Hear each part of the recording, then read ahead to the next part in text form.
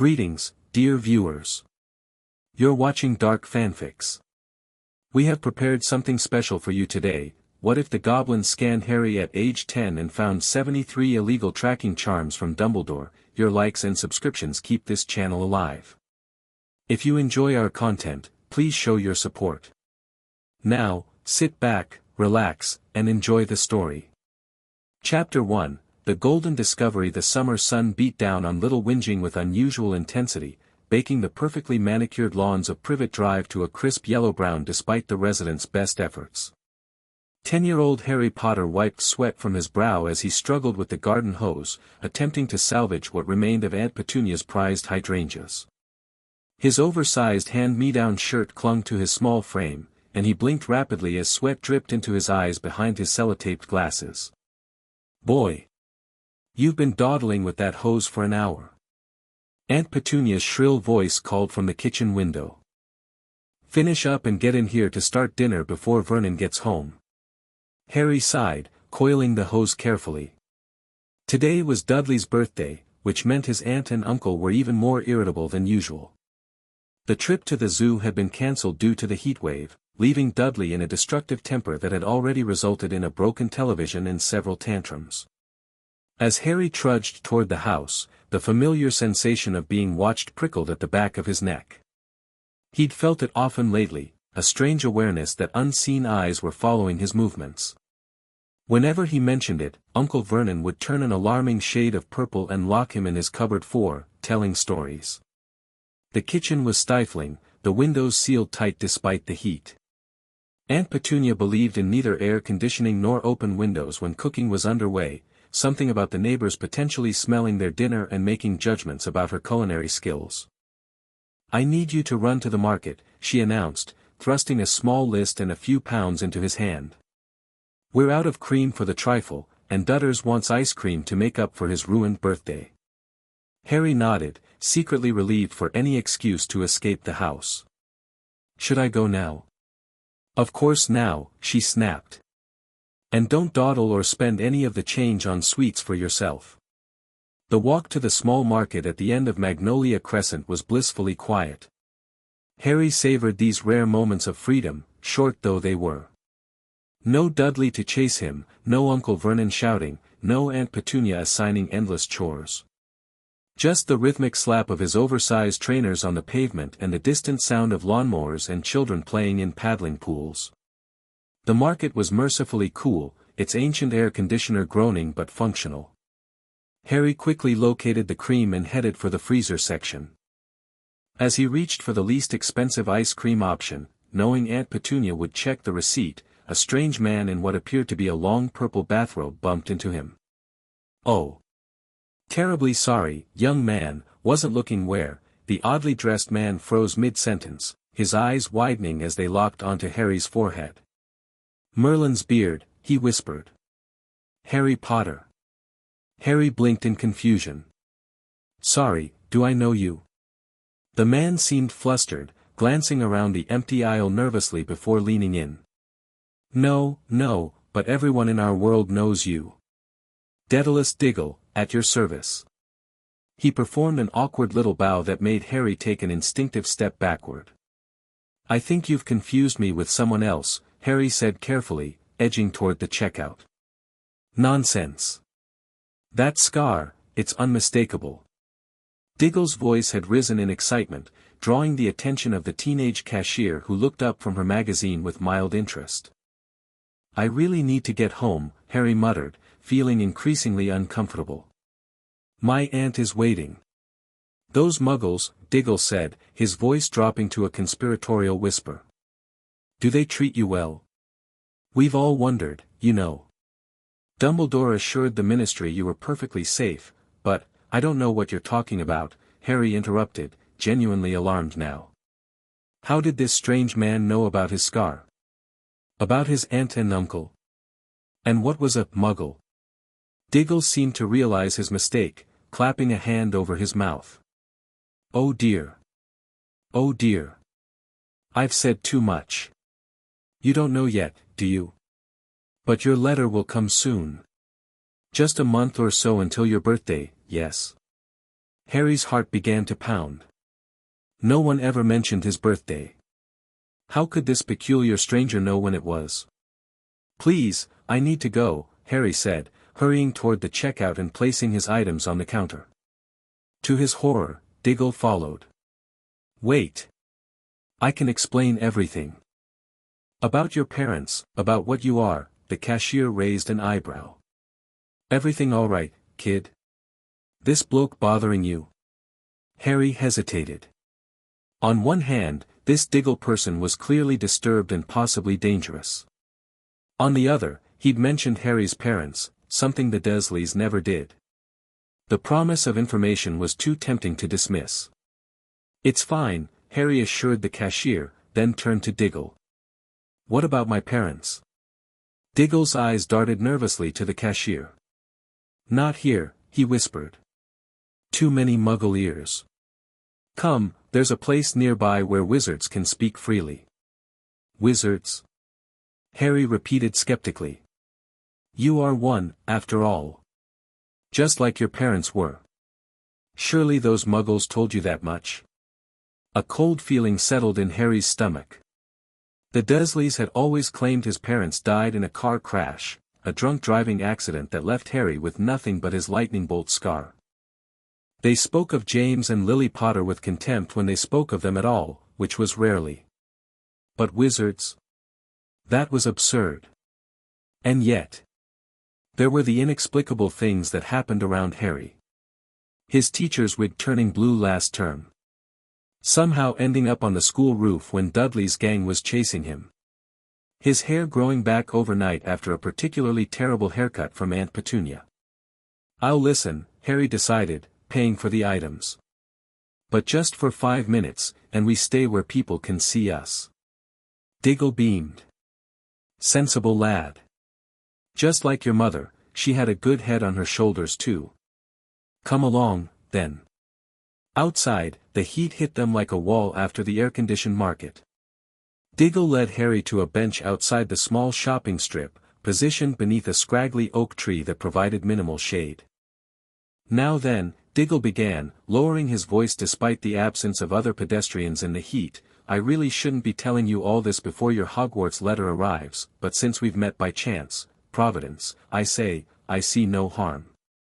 You, Harry Potter, are a wizard. A famous one at that." Harry stared.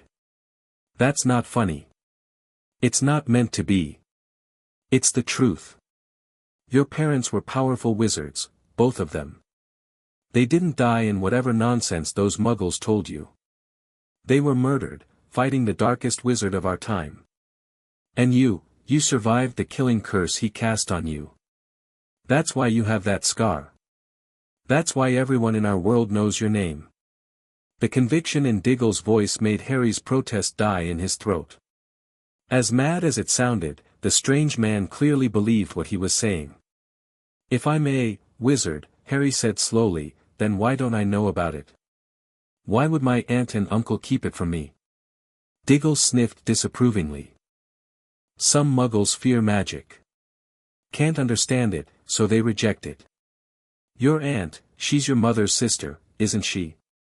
Lily Evans was Muggle-born, but enormously talented. Perhaps there was jealousy there." Harry thought about Aunt Petunia's reaction whenever anything unnatural happened. The way she'd scrubbed the house with bleach after Harry had done something inexplicable, as though removing a contamination. The fear behind her anger when she'd locked him in his cupboard for a week after the school roof incident. "Let's say I believe you," Harry said carefully, though he wasn't sure he did. "What happens now? You said something about a letter. Your Hogwarts acceptance letter. School for young witches and wizards like yourself.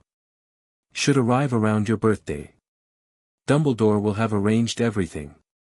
Diggle checked a peculiar pocket watch. "Oh dear, I've lingered too long. Promise to meet Emmeline at the Leaky Cauldron by 3. Harry's head spun with questions. "Wait. Who's Dumbledore? And where is this school? How would I even get there?" Diggle stood, straightening his strange purple robe. "Albus Dumbledore, greatest wizard of our age.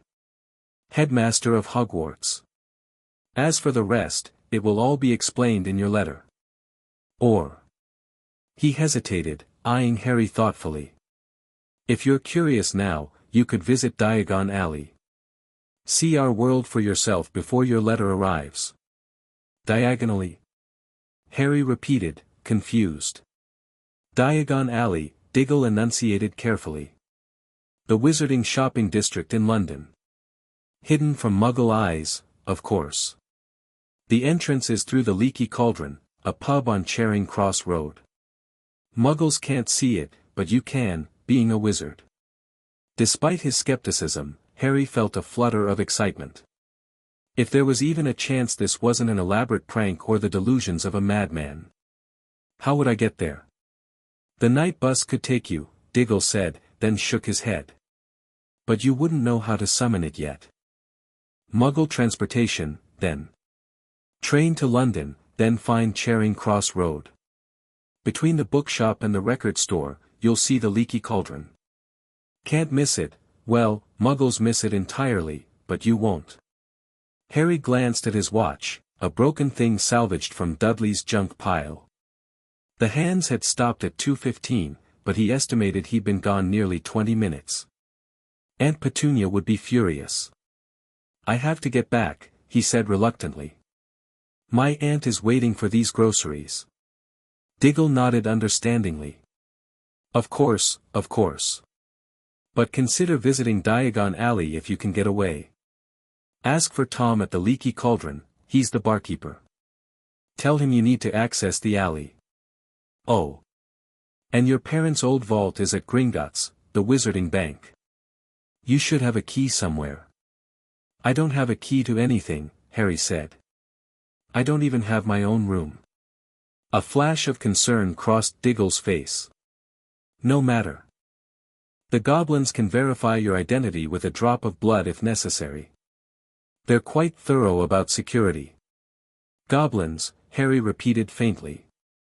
Indeed. Clever creatures, run all wizarding financial matters. Well, I really must dash now. Wonderful meeting you, Harry Potter. Until we meet again. With a final enthusiastic handshake, Daedalus Diggle hurried away, purple robe flapping behind him. Harry stood rooted to the spot, the ice cream melting in its bag. Had that conversation actually happened? Wizards, magic schools, goblins running banks, it was mad. Completely, utterly mad. And yet. Harry thought of all the unexplainable incidents throughout his life.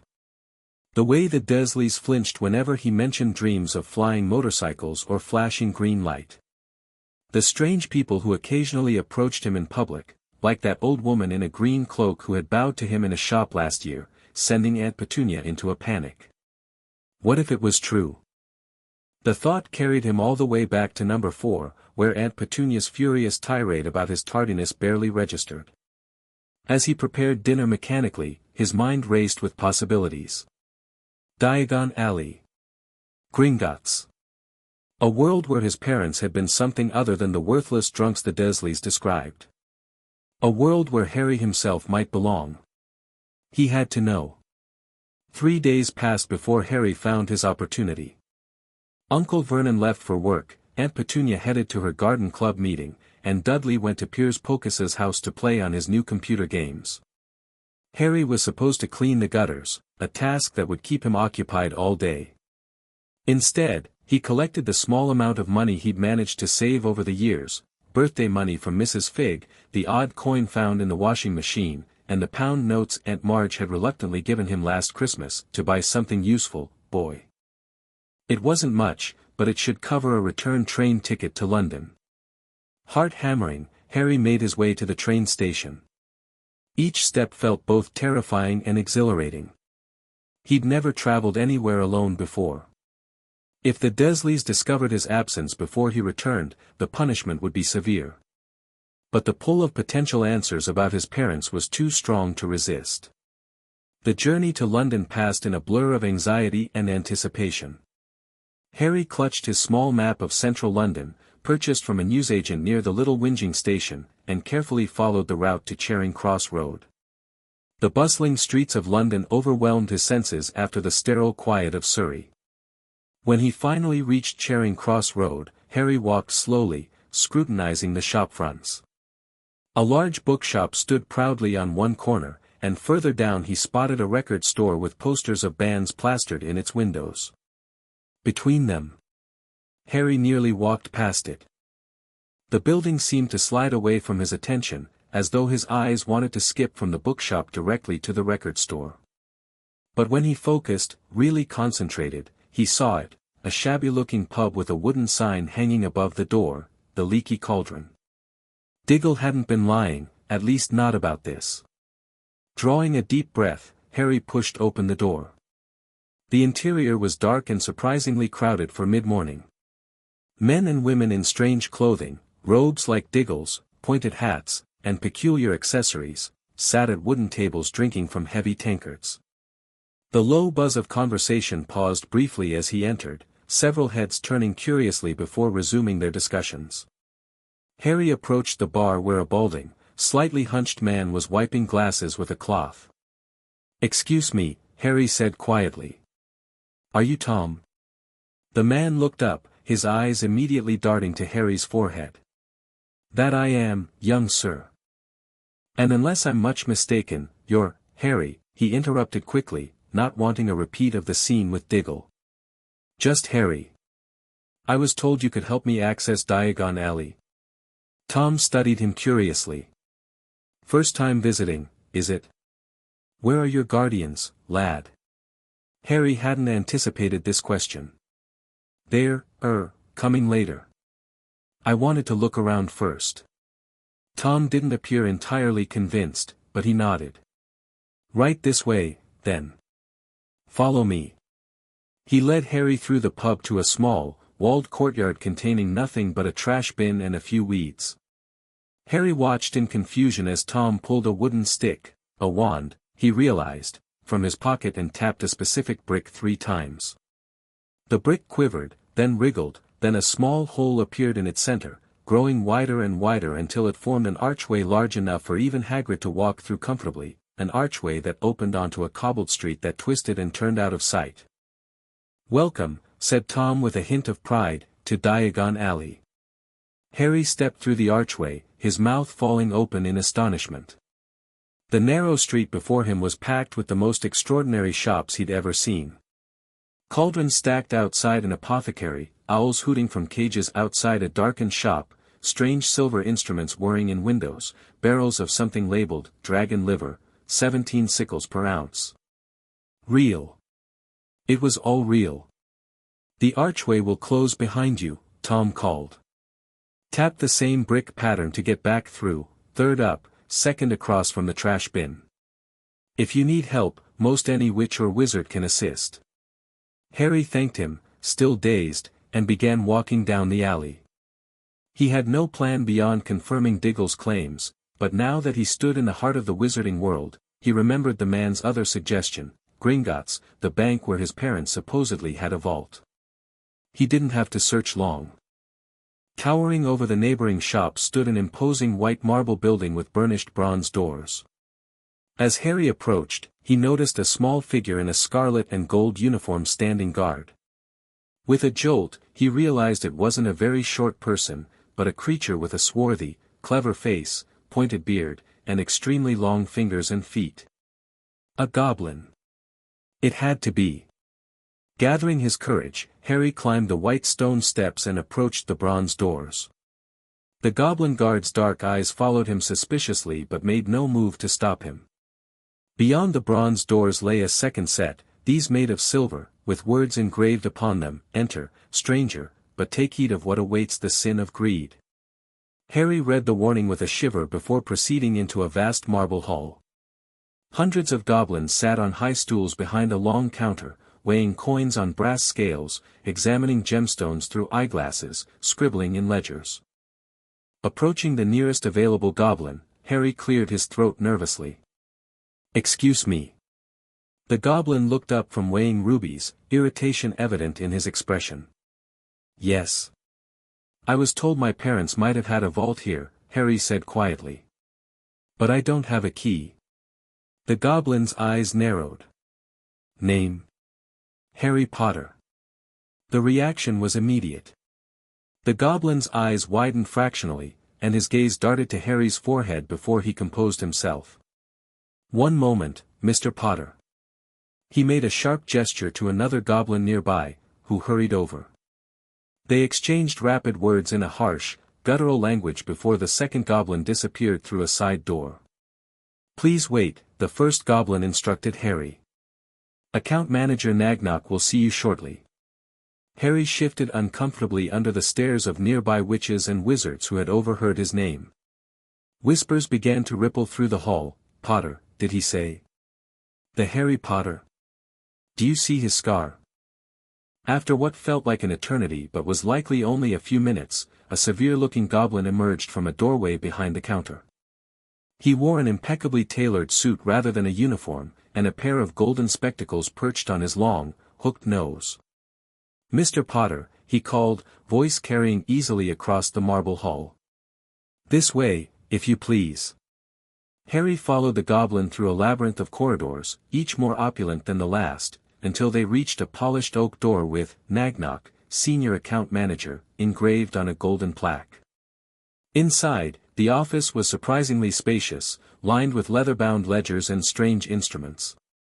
A massive desk dominated the room, behind which Nagnok took his seat, gesturing for Harry to sit in the chair opposite.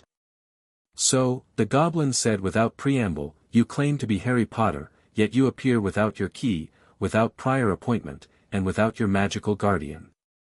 Most irregular. Harry swallowed nervously. I only found out about all this a few days ago. A wizard named Diggle told me about my parents, about magic. He mentioned they had a vault here. Nagnok's expression sharpened. You were raised without knowledge of your heritage? Of your status in our world?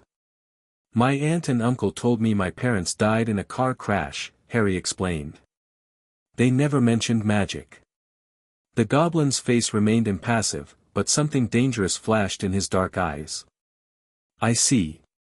And who has been managing your accounts these past 9 years? Receiving your statements? Overseeing your investments? Harry blinked in confusion. I don't know anything about any accounts. Or statements. Nagnok's long fingers drummed once on the polished desk surface, the only outward sign of his growing concern. Before we proceed further, we must verify your identity. Without your key, this will require a heritage test. Are you willing? What does it involve? A drop of blood, Nagnok explained, opening a drawer and removing a square of parchment and a small silver dagger. 3 drops, to be precise, onto this parchment. It will verify not only your identity but your magical signature, bloodline connections, and, he hesitated fractionally, any external magical influences. Harry hesitated. Will it hurt? Momentarily. The blade is enchanted to heal the cut immediately. Still uncertain but desperately wanting answers, Harry nodded his consent. Nagnok passed him the silver dagger, which felt oddly warm in his hand. Following the goblin's instructions, Harry pricked his finger and allowed 3 drops of blood to fall onto the center of the parchment. The moment the 3rd drop touched the surface, the blood began to move, spreading outward in thin red lines that branched and curved like a growing vine. Words formed an elegant script, starting with Harry James Potter at the center, then branching to James Fleamont Potter, father, deceased, and Lily Evans Potter, mother, deceased. More information appeared, dates, vault numbers, property listings, investment summaries, far more than Harry could process at once. But it was the outer edge of the parchment that drew Nagnok's immediate attention, where a complex web of symbols and runes had appeared, glowing with an ominous red light. The goblin's face transformed from professional detachment to cold fury in an instant. Binding charms, he hissed, rising from his seat. Tracking spells. Memory blocks. Magical suppressors. No fewer than 73 separate enchantments, all illegal when placed on a minor without guardian consent or Wisengamot approval. His black eyes fixed on Harry with alarming intensity. Mr. Potter, you are, to put it simply, infested with unauthorized magic. Harry felt his stomach drop. What does that mean? It means, Nagnok said grimly, that someone has been interfering with your natural development, your magic, even your mind, on a scale I have rarely witnessed in my 143 years. And according to these magical signatures, he pointed to a line of runes at the bottom of the parchment, the caster of these spells is none other than Albus Dumbledore. The headmaster of Hogwarts? Harry asked, remembering Diggle's words. The same, Nagnok confirmed. Chief Warlock of the Wizengamot, Supreme Mugwump of the International Confederation of Wizards, and apparently, the architect of your magical bondage. Harry's head spun with the implications. Can they be removed? They must be removed, Nagnok corrected sharply. Such bindings are not merely illegal, they are actively harmful, particularly to a growing magical core. The longer they remain, the more damage they inflict. He studied Harry with narrowed eyes. Have you experienced unexplained illnesses? Difficulty concentrating? Headaches after emotional distress? Harry nodded slowly, thinking of the migraines that followed his bursts of accidental magic, the strange lethargic periods that sometimes kept him in bed for days, the foggy feeling that descended whenever he tried to remember details about his parents. The procedure to remove these enchantments is unpleasant, Nagnok warned. Painful, even. But necessary. How painful? Harry asked, his mouth suddenly dry. Considerably. But we can provide potions to manage the worst effects, and the discomfort will be temporary. The alternative, Nagnok gestured to the parchment, is permanent magical damage. Harry thought of the cupboard under the stairs, of years spent hungry and alone, of the Dursleys' constant reminders that he was unwanted, abnormal, a burden. If magic was his escape from that life, how could he not seize it with both hands? I want them removed, he said firmly. Nagnok nodded approvingly. A wise decision. I shall summon our curse-breaking team and a magical healer. Given the unusual nature of your case, I suggest we also contact a wizarding solicitor. The violations against you have legal implications that should be addressed. A solicitor? Harry repeated uncertainly. A legal advocate, Nagnok clarified.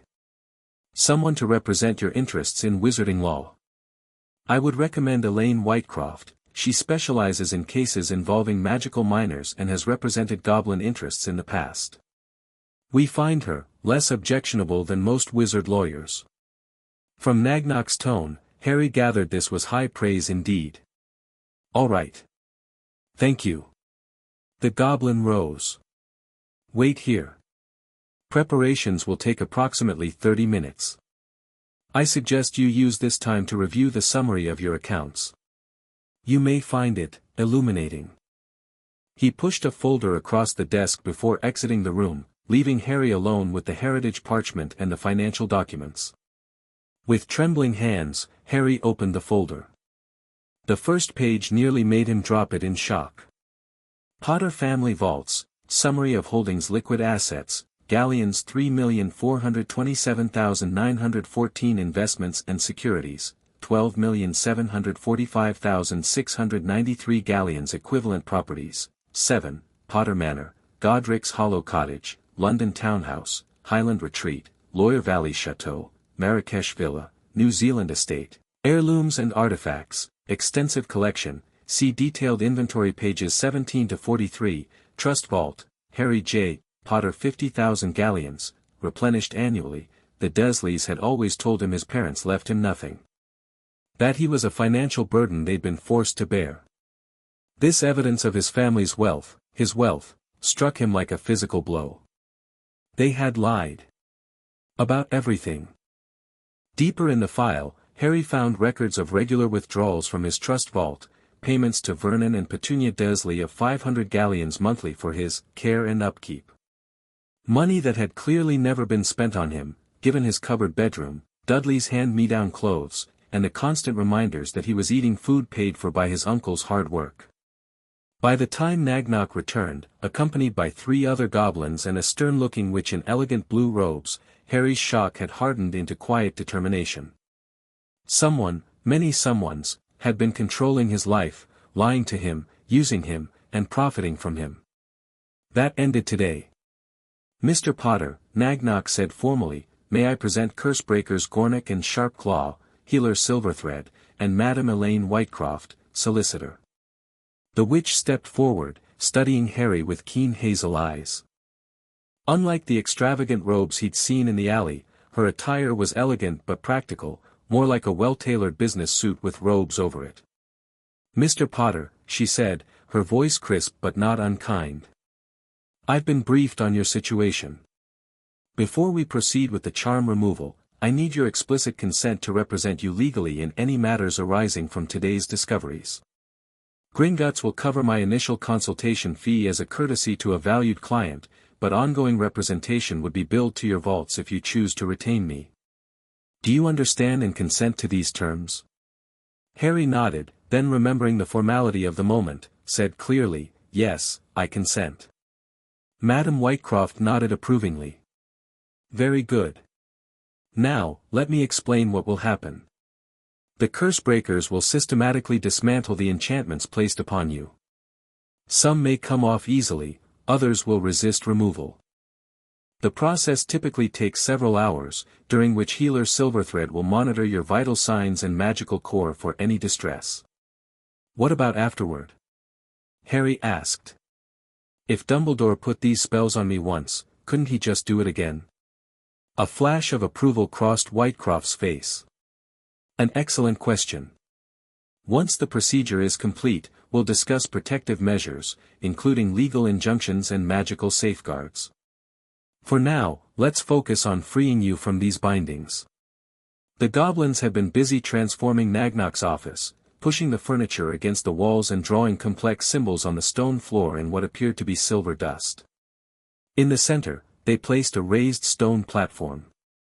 The ritual chamber below would be more suitable, Nagnok explained, noticing Harry's questioning look, but given the sensitivity of your situation and the need for discretion, we've adapted this space. Please remove your outer clothing and lie on the platform.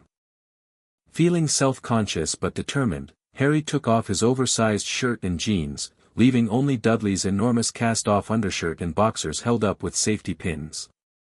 He noticed Madame Whitecroft's eyes narrow at the sight of his bony frame and the fading bruises on his arms from where Uncle Vernon had grabbed him last week.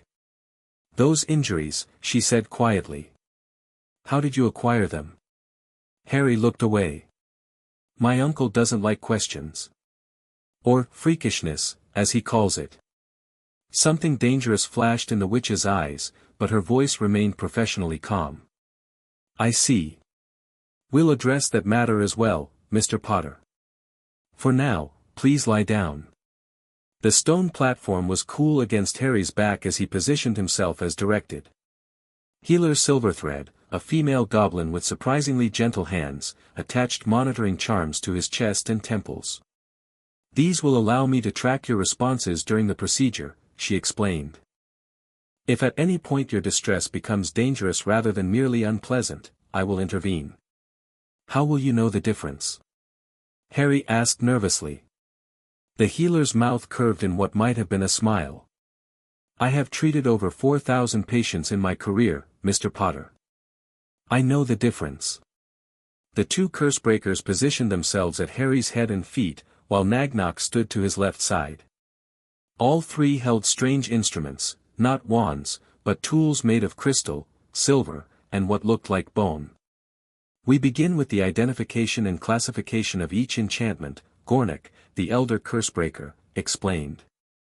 Then we dismantle them in order of complexity, starting with the simplest. The tracking charms will be first, they are numerous but basic. The memory blocks and core bindings will come last, as they are most intimately connected with your magical essence. Will I remember things after the memory blocks are gone? Harry asked. Most likely, Silverthread answered. Though some memories may return gradually over days or weeks rather than all at once. The mind protects itself from trauma. Harry swallowed hard. "I'm ready." Gornik nodded and began chanting in the harsh goblin language, the crystal instrument in his hand pulsing with blue light. Above Harry's body, the air shimmered, and suddenly he could see them, dozens of colored threads of light wrapped around him like a cocoon. Red, blue, green, purple, yellow, each a different spell, he realized, each a different way he'd been controlled and contained. 73 distinct enchantments confirmed, Gornik announced. Categorized as follows: 27 tracking charms of various strengths, 18 monitoring spells targeting emotional states, magical outbursts, and physical location, 12 suppression bindings on specific magical abilities, 8 memory blocks concealing selected experiences and knowledge, 5 behavioral modifiers encouraging timidity, acceptance of mistreatment, and aversion to asking questions, and 3 core bindings restricting overall magical power to approximately 30% of natural capacity. Madam Whitecroft, observing from the corner, made a sound like an angry cat. "Record everything," she instructed sharply. "Every spell, its purpose, its casting signature. I want a complete accounting for the Wizengamot." Nagnot gave a grim nod of approval before addressing Harry. "Brace yourself, Mr. Potter. We begin now." The pain started almost immediately, a sensation like hooks being torn from his flesh as the first tracking charms were dismantled. Harry gritted his teeth, determined not to cry out. He'd endured Uncle Vernon's belt, Dudley's pounding parties, and Aunt Petunia's deliberate indifference to his illnesses. He could endure this too. But as the procedure progressed from tracking charms to monitoring spells, the pain intensified. It felt like acid in his veins, like fire under his skin. Despite his best efforts, whimpers escaped his clenched teeth. "Administer the first pain potion," Silverthread directed, and Harry felt cool glass against his lips. The liquid tasted bitter but brought immediate, blessed relief. The respite was temporary. When they reached the suppression bindings, even the potion couldn't fully mute his agony. Harry screamed as what felt like razor wire unwound from around his heart, his lungs, his very core. "Magical ability bindings," Gornik announced grimly. "Parseltongue capability, natural occlumency talent, wandless magic affinity, metamorphmagus potential, all suppressed. Removing now." Each removal sent a fresh wave of excruciating pain through Harry's body, followed by the strangest sensation, like pipes unclogging, like dams breaking, like windows being thrown open in a dusty, abandoned house. He could feel his magic responding, rushing to fill spaces that had been sealed away, reclaiming territories long denied it. The memory blocks were worse. As each one dissolved, images flooded Harry's mind, his mother's face, not just screaming as in his nightmares, but laughing, singing, reading him stories, his father tossing him into the air, transforming into a magnificent stag in their living room, a large black dog that turned into a handsome young man who called Harry Prongslet, a tired-looking man with kind eyes showing him a chocolate frog card, and, most disturbingly, the full memory of the night his parents died, Voldemort's high cold laugh, his mother's desperate pleas, the flash of green light, and the burning, searing pain as the killing curse rebounded. Harry sobbed openly now, overwhelmed by grief for the parents he was truly remembering for the first time, by rage at the life and love he'd been denied, by sheer magical and emotional overload as sensations and abilities he'd never known flooded back into his awareness. "The core bindings are all that remain," Nagnok announced, his voice sounding distant through Harry's haze of pain and memory. "These will be the most difficult and the most crucial." "Healer, his status?" "Stable but stressed," Silverthread replied. "His magical core is already attempting to break free of the constraints. It recognizes the foreign magic now and is fighting against it. This is good, it will aid our efforts." "Mr. Potter," Gornik addressed him directly. "Your assistance would be valuable for this final stage. Your magic must help reject these bindings. Focus on wanting to be free, on reclaiming what is yours by right." Through the pain and confusion, Harry latched onto this instruction. He wanted to be free, had always wanted it, even before he knew what truly imprisoned him. He focused on that desire with all his might, imagining the remaining bindings, visualized now as thick, pulsing black cords wrapped around a brilliant sphere of golden light, dissolving, breaking, falling away. The goblins' chanting reached a fever pitch, and Harry felt something inside him respond, reaching out to their magic, joining forces with it. The pain peaked, became transcendent, became something beyond pain, a purifying fire, a cleansing storm. With a sound like thunder, the final bindings shattered. Magic exploded outward from Harry's body in a visible shock wave of golden light that knocked the goblins back several steps and sent papers flying around the room.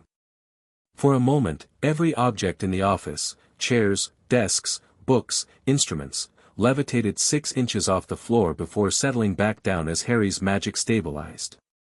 Silence fell.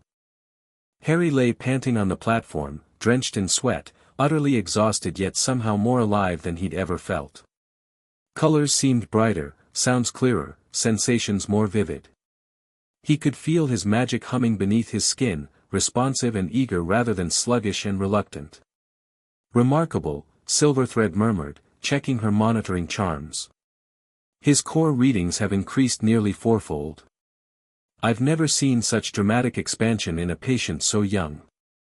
Gornick and Sharpclaw exchanged meaningful looks.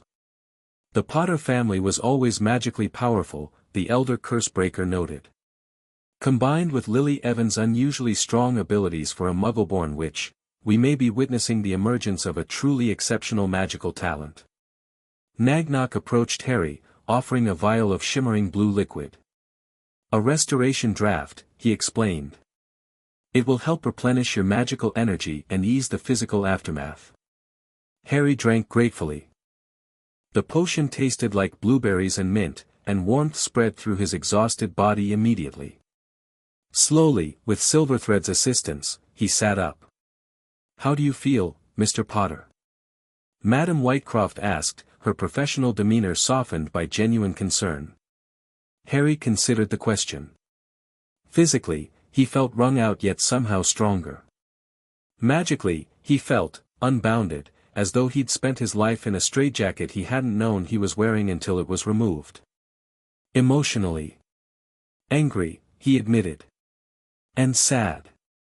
But also, free. Whitecroft nodded approvingly. All appropriate responses to what you've endured. The anger, in particular, will serve you well if properly channeled. What happens now? Harry asked, accepting his clothes from Sharpclaw and dressing slowly, his muscles protesting after the ordeal. Now, Nagnock said, resuming his seat behind the desk as the other goblins cleared away the ritual materials, we discuss your future, Mr. Potter. Your financial assets, your legal options, and most immediately, your living situation. I don't want to go back to the Dursleys, Harry said firmly.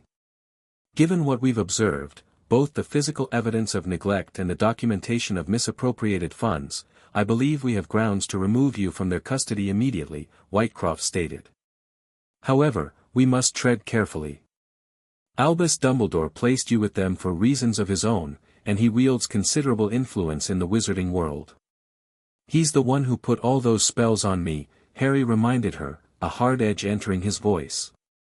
Why would anyone listen to him about what's best for me now?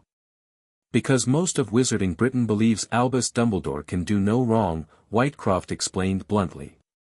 He is viewed as the greatest wizard of the age, the defeater of Grindelwald, the only one you know who ever feared. His reputation for wisdom and benevolence is nearly universal. But the evidence will be compelling to those willing to examine it objectively, she agreed. But many will not be. They will seek alternative explanations, justifications, excuses. For the greater good is a powerful defense when wielded by a man many consider infallible. Harry absorbed this sobering reality.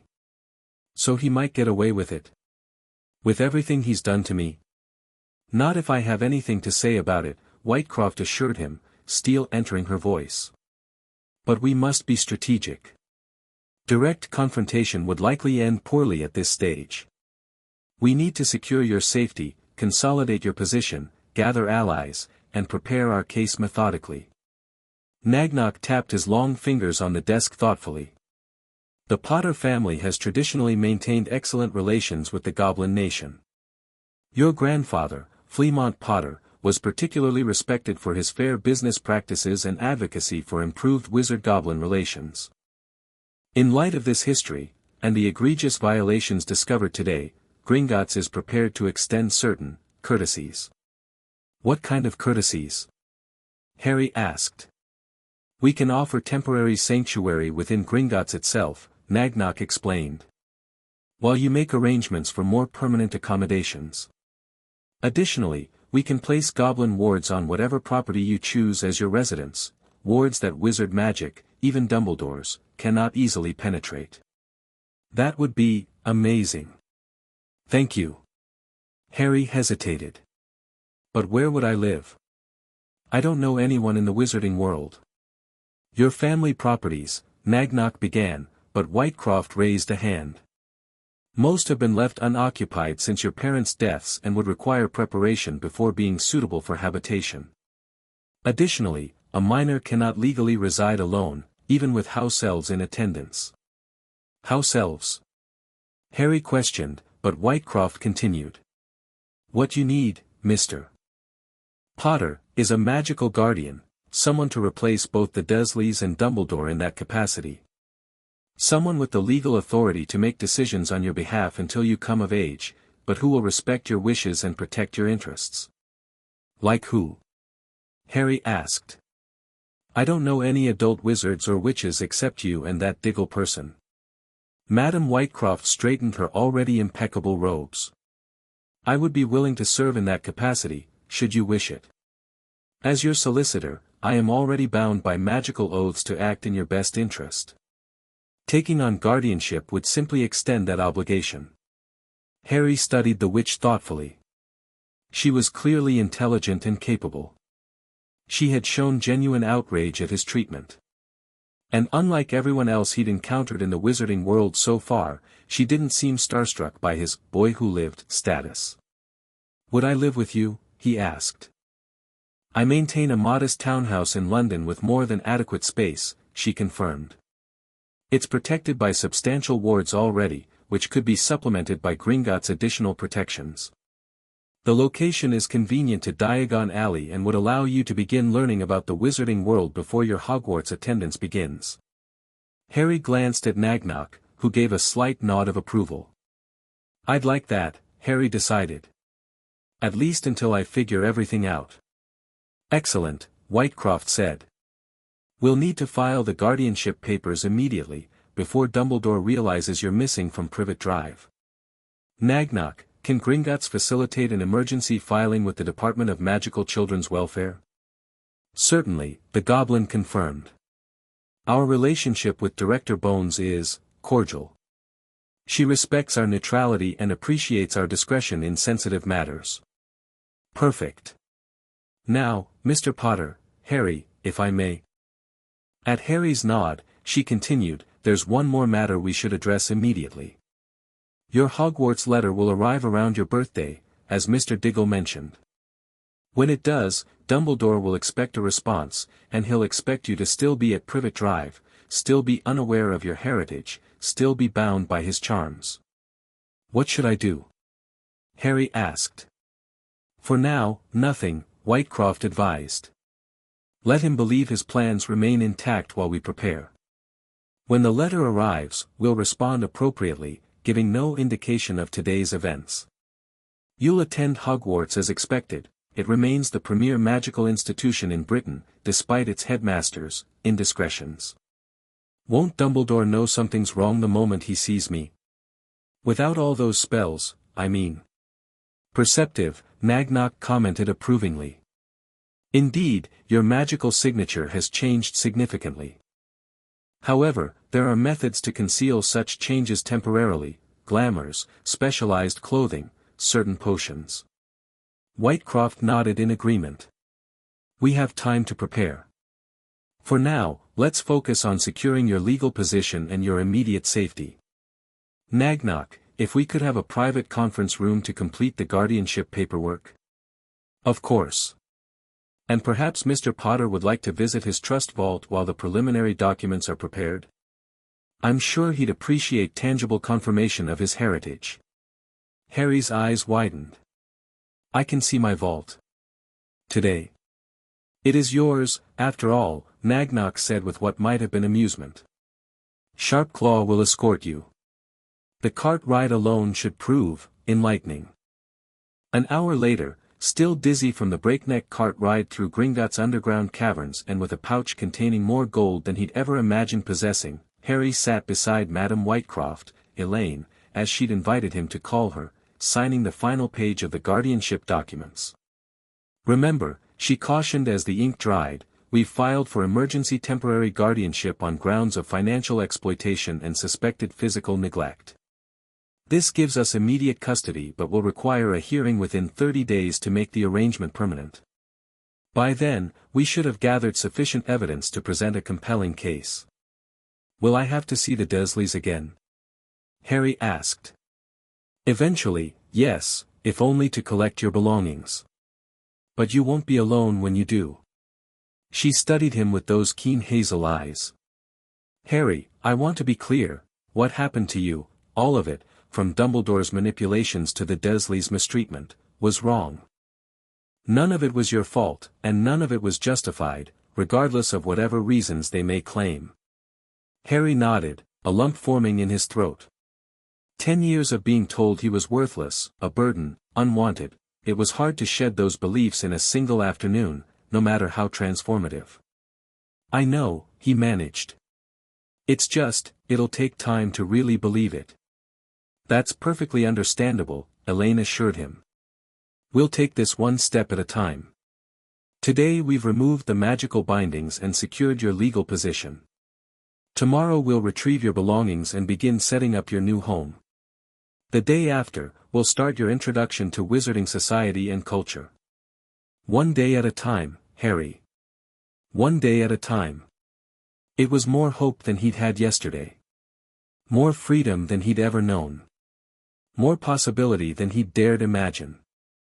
As he left Gringotts that evening, walking beside his new guardian through the torchlit splendor of Diagon Alley, Harry felt something unfamiliar but wonderful unfurling in his chest, not just the expanded magic now flowing freely through him, but something even more powerful. A future. His future. On his terms. Behind his back, unseen, the 73 tracking charms that had once bound him dissipated into the evening air, their fragments carried away on the summer breeze like the last wisps of a bad dream finally dispelled by the morning light. Chapter 2, Unraveling the Webs. Harry woke to sunlight streaming through actual curtains. For a moment, he lay perfectly still, certain he was dreaming. No cupboard ceiling loomed inches from his nose. No spiders dangled above him. Instead, cream-colored walls surrounded a bed, a real bed, with soft blue sheets and a plush duvet. Yesterday hadn't been a dream. He fumbled for his glasses on the bedside table and sat up, taking in the room that was now his. It wasn't large, but compared to the cupboard under the stairs, it felt palatial. Elaine Whitecroft had converted her home office into a bedroom for him with remarkable efficiency, transfiguring furniture and conjuring bedding with casual flicks of her wand that had left Harry speechless with admiration. It's temporary, she'd explained as she adjusted the color of the walls from beige to a more cheerful cream. Once we've settled the guardianship permanently, we can discuss more personalized decorations and perhaps a larger space. But for now, it's perfect, Harry had interrupted, overwhelmed by the simple fact of having an actual room with a door he was allowed to close. Now, as morning light illuminated his new surroundings, Harry noticed details he'd missed in his exhaustion the previous evening. A small bookshelf with a handful of volumes. A desk beneath the window overlooking a tiny courtyard garden. A wardrobe that stood empty, waiting for clothes he didn't yet own. A soft knock at the door interrupted his observations. Harry? Are you awake? Elaine called. Yes, come in. She entered, already dressed in robes similar to yesterday's but in a deep burgundy shade. Her practical brown hair was twisted into a neat bun, and she carried a tray with toast, eggs, and a steaming mug that smelled of chocolate. "I thought you might prefer breakfast in your room this morning," she said, placing the tray on the desk. "It's been an overwhelming 24 hours. "Thank you," Harry said, surprised and touched by the gesture. The Dursleys had never brought him food, quite the opposite, in fact. Meals were frequently withheld as punishment. Elaine settled into the desk chair as Harry attacked the breakfast with enthusiasm. "We have several matters to address today," she began, consulting a small notebook. "Clothing, obviously. You'll need proper wizarding attire as well as Muggle clothing that actually fits." Harry paused mid-bite, suddenly self-conscious about his oversized hand-me-downs. "Then there's the matter of your belongings at Privet Drive," she continued. "We should retrieve them sooner rather than later, before your relatives realize you're missing or Dumbledore's monitors detect your absence." Harry swallowed a bite of toast. "What will we tell them?" "The Dursleys, I mean." "The truth," Elaine said simply. "That your legal guardianship has been transferred and you won't be returning. We needn't go into details about the discovery of the tracking charms or Dumbledore's involvement, that would only complicate matters." "They might not let me leave," Harry warned. "Uncle Vernon can be difficult." A glint of steel appeared in Elaine's hazel eyes. "Let me worry about Vernon Dursley. No Muggle is going to interfere with a legal magical guardianship, especially one approved by Gringotts and filed with the Department of Magical Children's Welfare." Harry nodded, feeling a strange mix of anticipation and anxiety at the prospect of confronting his relatives. "What about Dumbledore? Won't he know I'm gone once the tracking charms stop working?" "That's a more complex issue," Elaine admitted. "The charms were dismantled rather than blocked, so it's likely he's already aware something has changed. However, the nature of that change may not be immediately apparent to him. We've discussed this with Nagnok, and the Goblins have implemented a temporary solution." She reached into her pocket and removed a small silver medallion on a leather cord. "This contains goblin-crafted illusions calibrated to mimic the magical signature of Dumbledore's tracking charms. It won't fool him forever, but it should buy us time to secure your position and prepare for the inevitable confrontation." Harry accepted the medallion, feeling the slight tingle of unfamiliar magic as it settled against his palm. "Wear it at all times for now," Elaine instructed. "Even when bathing, it's enchanted to resist water and normal wear. We'll have more permanent protections in place soon, but this will serve for immediate purposes."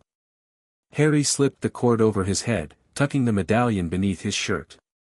"What happens after we get my things from Privet Drive?" "We begin your education," Elaine said with a slight smile. "Not just magic, though we'll address that too, but wizarding culture, politics, finance, and history. Particularly your family's history. You have a significant legacy to understand, Harry, one that's been deliberately kept from you. Nagnok mentioned something about my family having good relations with goblins." "The Potters have traditionally maintained excellent relationships with magical beings of all kinds," Elaine confirmed. "Your grandfather Fleamont was particularly respected for his advocacy of goblin rights during the banking reforms of the 1960s. Your father continued that tradition, speaking openly against the anti-werewolf legislation of the early 1970s. Harry absorbed this information hungrily. Every scrap of knowledge about his family felt precious after a lifetime of enforced ignorance. "I'd like to learn everything," he said quietly. "And you shall," Elaine promised. "But one step at a time. Finish your breakfast, get dressed, and we'll begin with today's most pressing task, facing the Dursleys." Privet Drive looked exactly as Harry had left it 2 days ago, yet somehow smaller and less intimidating. The identical houses with their identical gardens no longer seemed like the boundaries of his entire world, merely a temporary and unpleasant way station in a much larger journey. "Remember," Elaine said as they approached number 4, "you are under no obligation to explain or justify anything to these people. Our purpose is simply to collect your belongings and inform them of the change in guardianship." Harry nodded, drawing strength from her steady presence beside him. She'd transfigured her robes into a crisp business suit for the occasion, looking every inch the professional solicitor. Harry wore his usual hand-me-downs, as they hadn't had time to purchase new clothes before this confrontation. Taking a deep breath, he pressed the doorbell. Aunt Petunia opened the door, her horse-lined face instantly contorting with fury at the sight of her nephew. "You," she hissed. "Where have you been?" 2 days without a word. Vernon had to miss work to file a missing person report, and the police, she broke off, finally registering Elaine's presence. "Who are you?" "Elaine Whitecroft, solicitor," Elaine replied coolly. "May we come in?" "This conversation is better conducted privately." Petunia's eyes darted up and down the street, obviously concerned about the neighbor's potential observations. "Fine," she snapped, stepping back reluctantly. "Vernon. The boy's back, and he's brought someone with him." Uncle Vernon's heavy footsteps thundered from the living room, his large frame appearing in the hallway with alarming speed for a man his size. His face was already an ominous shade of purple. "Where have you been, boy?" he bellowed, advancing on Harry with raised fists. "Do you have any idea, Mr. Dursley?" Elaine interrupted, her voice like ice. "I suggest you lower your voice and your hands immediately. I am not here to witness your abuse of my client." Vernon froze, his small eyes narrowing as he took in Elaine's professional attire and confident stance. "Client? What nonsense is this? The boy's our responsibility, and he's in serious trouble for running away." "Harry did not run away," Elaine corrected. "He discovered certain irregularities regarding his placement in your home and sought legal counsel. As a result, an emergency guardianship hearing was conducted, and I have been appointed his legal guardian, effective immediately."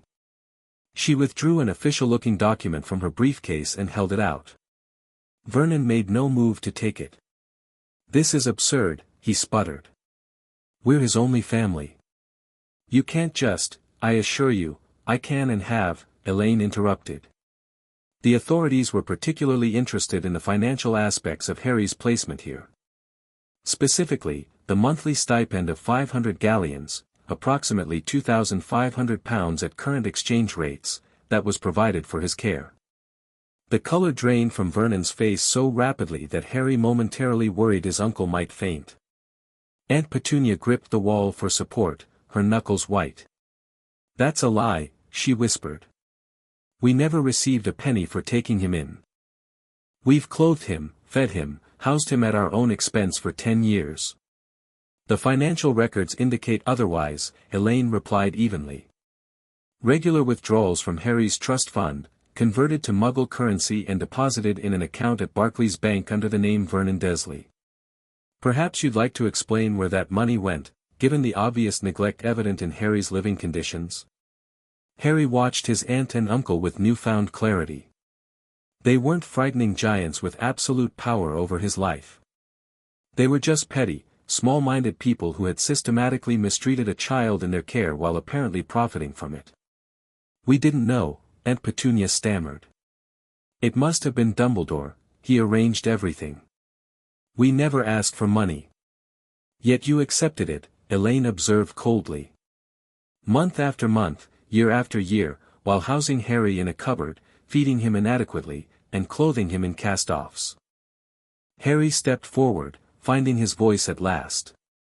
"I just came to get my things, Aunt Petunia. Then you'll never have to see me again." A complicated series of emotions flickered across Petunia's face: relief, suspicion, and something that might almost have been guilt. "Your things," she repeated faintly.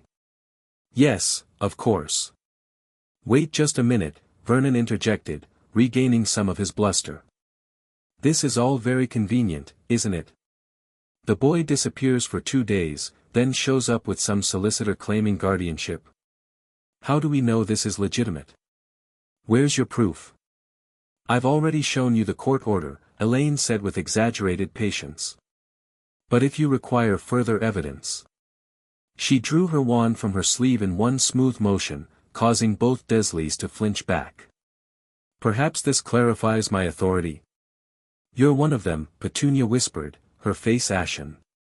"A witch." Indeed. And Harry's legal guardian. Elaine turned to Harry. Collect your belongings, please. I'll wait here with your aunt and uncle. Harry nodded and headed for the cupboard under the stairs, aware of the stunned silence behind him. The small space that had been his prison for 10 years looked pathetically bare now, a threadbare mattress, a shelf with a few broken toy soldiers, and a small stack of Dudley's most tattered hand-me-downs. He gathered everything into an old school bag, adding the only true treasure he possessed, a baby blanket with HJP embroidered in the corner, hidden beneath a loose floorboard in the cupboard. It took less than 5 minutes to collect a decade's worth of possessions. When he returned to the hallway, Elaine was sitting calmly on the sofa, while the Dursleys stood awkwardly by the fireplace, looking as though they'd like nothing better than to flee their own home. "Is that everything?" Elaine asked. "Yes," Harry confirmed, surprised by how little he felt. No sadness at leaving, no anger at the years of mistreatment, just a strange emptiness, as though Privet Drive and the Dursleys were already becoming distant, unimportant memories. "Very well." Elaine stood and faced the Dursleys. "You will be contacted regarding the financial discrepancies. I suggest consulting your own solicitor in preparation for potential legal action concerning the misappropriation of funds." "Now see here," Vernon began, but Elaine continued as though he hadn't spoken. "Additionally, there will be a formal investigation into Harry's living conditions during his time in your care. The cupboard, in particular, raises serious concerns about neglect and abuse. We took him in when no one else would." Petunia burst out, her voice shrill. "He was left on our doorstep with nothing but a letter, no choice, no warning, just another reminder of my freak sister and her world that took her away." Harry stared at his aunt, seeing real emotion break through her pinched facade for the first time in memory. "You hated her," he realized aloud. "You hated my mother." "I hated what she became," Petunia corrected, her voice trembling. "What that world did to her. She went away to that school and came back different every time, looking down on us normal people, doing her tricks, talking about things no decent person should discuss. And then she got herself killed, and they dumped her child on me like I was obligated to welcome another freak into my home." "Petunia," Vernon warned, but she was beyond caution now, years of bitterness pouring out. "Dumbledore said we had to take you in, that blood protection would keep you safe, keep us all safe, from the people who killed Lily. He never asked if we wanted you. Never offered support or guidance or anything but threats veiled as pleasantries. Make sure the boy stays with you, Petunia. The protection only works if he calls your house home, Petunia." As if I hadn't lost my sister to that world already. Harry felt a strange mix of anger and pity.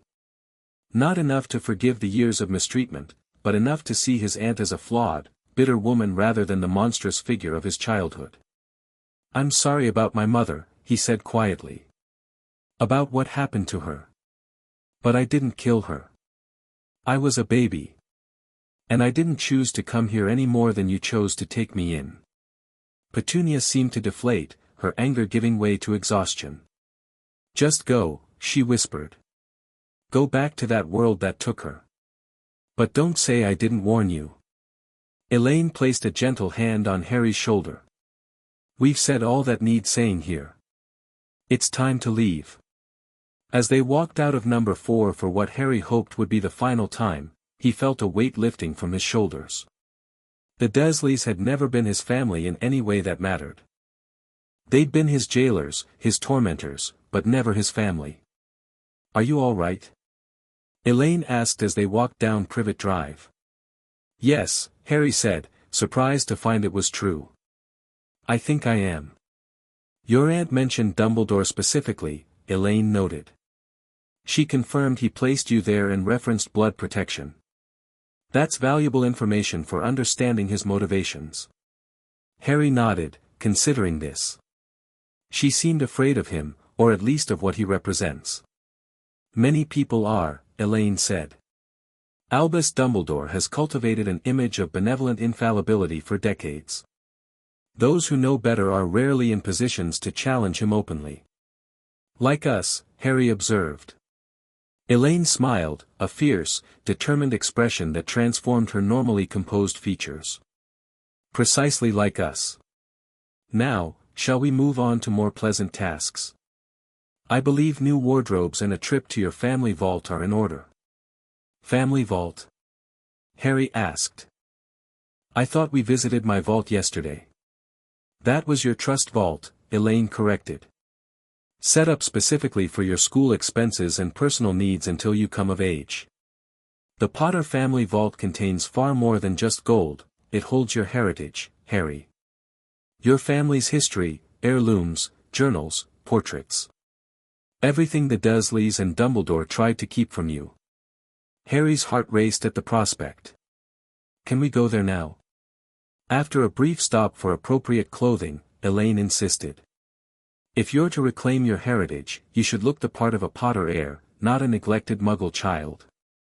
Harry glanced down at Dudley's cast-offs and nodded emphatically. Lead the way. Madame Malkin's robes for all occasions was mercifully quiet when they arrived. The proprietress, a squat witch with a friendly smile, greeted Elaine by name and listened attentively as she explained Harry's need for a complete wardrobe. Raised by Muggles, you say? Madame Malkin clicked her tongue sympathetically as she ushered Harry onto a fitting platform. We'll set you right, dear. Every young wizard needs proper attire, especially one of your standing. Harry shot a questioning look at Elaine, who shook her head slightly, indicating he shouldn't ask about the standing comment. He realized with a start that Madame Malkin hadn't noticed his scar, partially hidden beneath his unruly fringe. The usual Hogwarts first-year package, I assume. Madame Malkin continued, summoning measuring tapes that began darting around Harry of their own accord. Though September's still a ways off. Indeed, Elaine confirmed. But also a complete casual wardrobe, formal attire, and traditional heir robes for official functions. And some standard Muggle clothing as well, jeans, shirts, practical footwear. Madame Malkin's eyebrows rose. My word, that's quite comprehensive. Any color preferences, young man? Overwhelmed by options after a lifetime of no choices whatsoever, Harry hesitated. I'm not sure. What would be appropriate? Traditional Potter colors are navy blue and silver, Elaine supplied helpfully. Your father favored burgundy as well. And with your coloring, jewel tones would be flattering, emerald green to match your eyes, perhaps. Not Slytherin green. Madame Malkin interjected with a chuckle. We don't want to tempt fate before the sorting, do we? Harry looked between them in confusion. Slytherin. Elaine shot Madame Malkin a warning look. Hogwarts houses, she explained to Harry. We'll discuss them later. For now, let's focus on building your wardrobe. What followed was a dizzying hour of fabric selections, style choices, and measurements. Harry watched in fascination as Madame Malkin and her assistants worked with practiced efficiency, fabric cutting itself, needle stitching without human guidance, and completed garments folding themselves neatly into packages. The everyday items will be ready in about 30 minutes, Madame Malkin informed them as the measuring tapes finally retreated into her pocket. The formal wear and heir robes will take until tomorrow. Will you wait, or shall I send everything by owl? We'll wait for the everyday items, Elaine decided. Perhaps we could visit Gladrags across the street for undergarments and accessories while your team finishes up. By the time they returned to Madame Malkin's, laden with packages from Gladrag's wizard wear, Harry's new basic wardrobe was ready. With Elaine's permission, he changed immediately into dark grey trousers, a deep blue shirt, and a light summer robe in navy with silver piping, his first ever clothing that was new, fitted, and chosen specifically for him. You look like a proper young wizard, Madame Malkin approved, adjusting the fall of his robe with practiced hands. And a Potter through and through, if you don't mind my saying so. You have your father's bearing. Harry straightened unconsciously at the comparison, a warm glow of pride spreading through him. Thank you, he said sincerely. For everything. As Elaine settled the substantial bill, don't worry, this is exactly what your trust fund is for," she assured Harry when he looked concerned at the amount. Madame Malkin leaned closer to him. "I fitted your father for his first robes too," she confided. "And your mother came to me for her wedding dress alterations. Lovely people, both of them. It's good to see their son standing tall." Harry swallowed past the sudden lump in his throat. "Did you know them well?" "Not personally, no," she admitted. "But in my line of work, you get a sense for people's character. They were kind, respectful, the sort who treated everyone from shop assistants to ministry officials with the same courtesy. That tells you a lot about a person, I always say." These small insights into his parents felt like precious gems to Harry, each one a treasure to be carefully stored away. He'd lived his entire life with the Dursleys' poisonous description of James and Lily Potter as worthless drunks. Every contradiction of that narrative, no matter how minor, helped rebuild the true image of who they'd been. "Ready?" Elaine asked, shrinking their many packages with a tap of her wand and tucking them into her expandable handbag. Harry nodded, thanking Madame Malkin once more before following his guardian back into the bustling alley. In his new clothes, he felt different, more confident, more connected to the wizarding world around him. People still glanced at him as they passed, but now with simple curiosity or approval rather than the disdainful looks his oversized Muggle clothing had attracted. "You carry yourself differently already," Elaine observed as they made their way toward the imposing white building of Gringotts. "Proper attire does more than cover the body, it affects how we perceive ourselves and how others perceive us." "I feel different," Harry admitted. "Like I might actually belong here." "You do belong here," Elaine assured him. "This world is as much yours by birthright as it is any pure-blood heir's. More so, perhaps, given your family's contributions to magical Britain over the centuries." At Gringotts, they were greeted with surprising deference. The guards at the doors straightened as Harry approached, and the tellers, normally brusque with wizard customers, treated him with marked respect. "The Potter heir to see account manager Nagnock," Elaine informed the nearest available teller. "Of course, Madam Whitecroft," the goblin replied, signaling to a younger goblin. "Griphook will escort you." As they followed their guide through the gleaming marble corridors, Harry whispered to Elaine, "Why are they being so nice? They weren't like this with other wizards yesterday."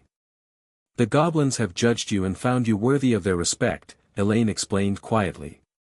"By seeking to remove Dumbledore's bindings despite the pain involved, by acknowledging their expertise, by treating them as equals rather than servants, you've demonstrated character traits they value. It's quite remarkable, actually. Gringotts seldom extend such courtesy to wizards, especially young ones." Nagnock was waiting in his office, a thick folder of documents arranged neatly before him. "Mr. Potter, Madam Whitecroft," he greeted them, indicating the chairs opposite his desk. "I see Mr. Potter is embracing his heritage already," he added with an approving glance at Harry's attire. "We've made progress," Elaine confirmed. "The Dursleys have been informed of the change in guardianship, and Harry has retrieved his belongings. There was an interesting revelation regarding Dumbledore's involvement in his placement there. Apparently, the headmaster explicitly mentioned blood protection as the reason Harry needed to remain with his aunt." Nagnock's eyes narrowed thoughtfully. "Blood magic. Powerful, ancient, and typically requiring sacrifice. This adds complexity to our understanding of Dumbledore's motivations." "Could he have been trying to protect me?" Harry asked, troubled by the possibility. If Dumbledore's intentions had been good, did that justify the tracking charms, the suppressed memories, the miserable life with the Dursleys? "Protection and control are not mutually exclusive," Nagnock observed shrewdly. "One can imprison a person in a fortress and claim it's for their safety, when the true purpose is containment." "Precisely," Elaine agreed. "And blood protection, if that's indeed what Dumbledore established, doesn't explain or justify the magical bindings, memory blocks, or financial exploitation." "Speaking of which," Nagnock interjected, tapping the folder before him, "we have completed our audit of the Potter account since the death of James and Lily Potter. The results are concerning." He opened the folder and extracted a summary sheet covered in columns of figures. In addition to the monthly payments to the Dursleys, which totaled 60,000 galleons over 10 years, we have identified several other unauthorized withdrawals.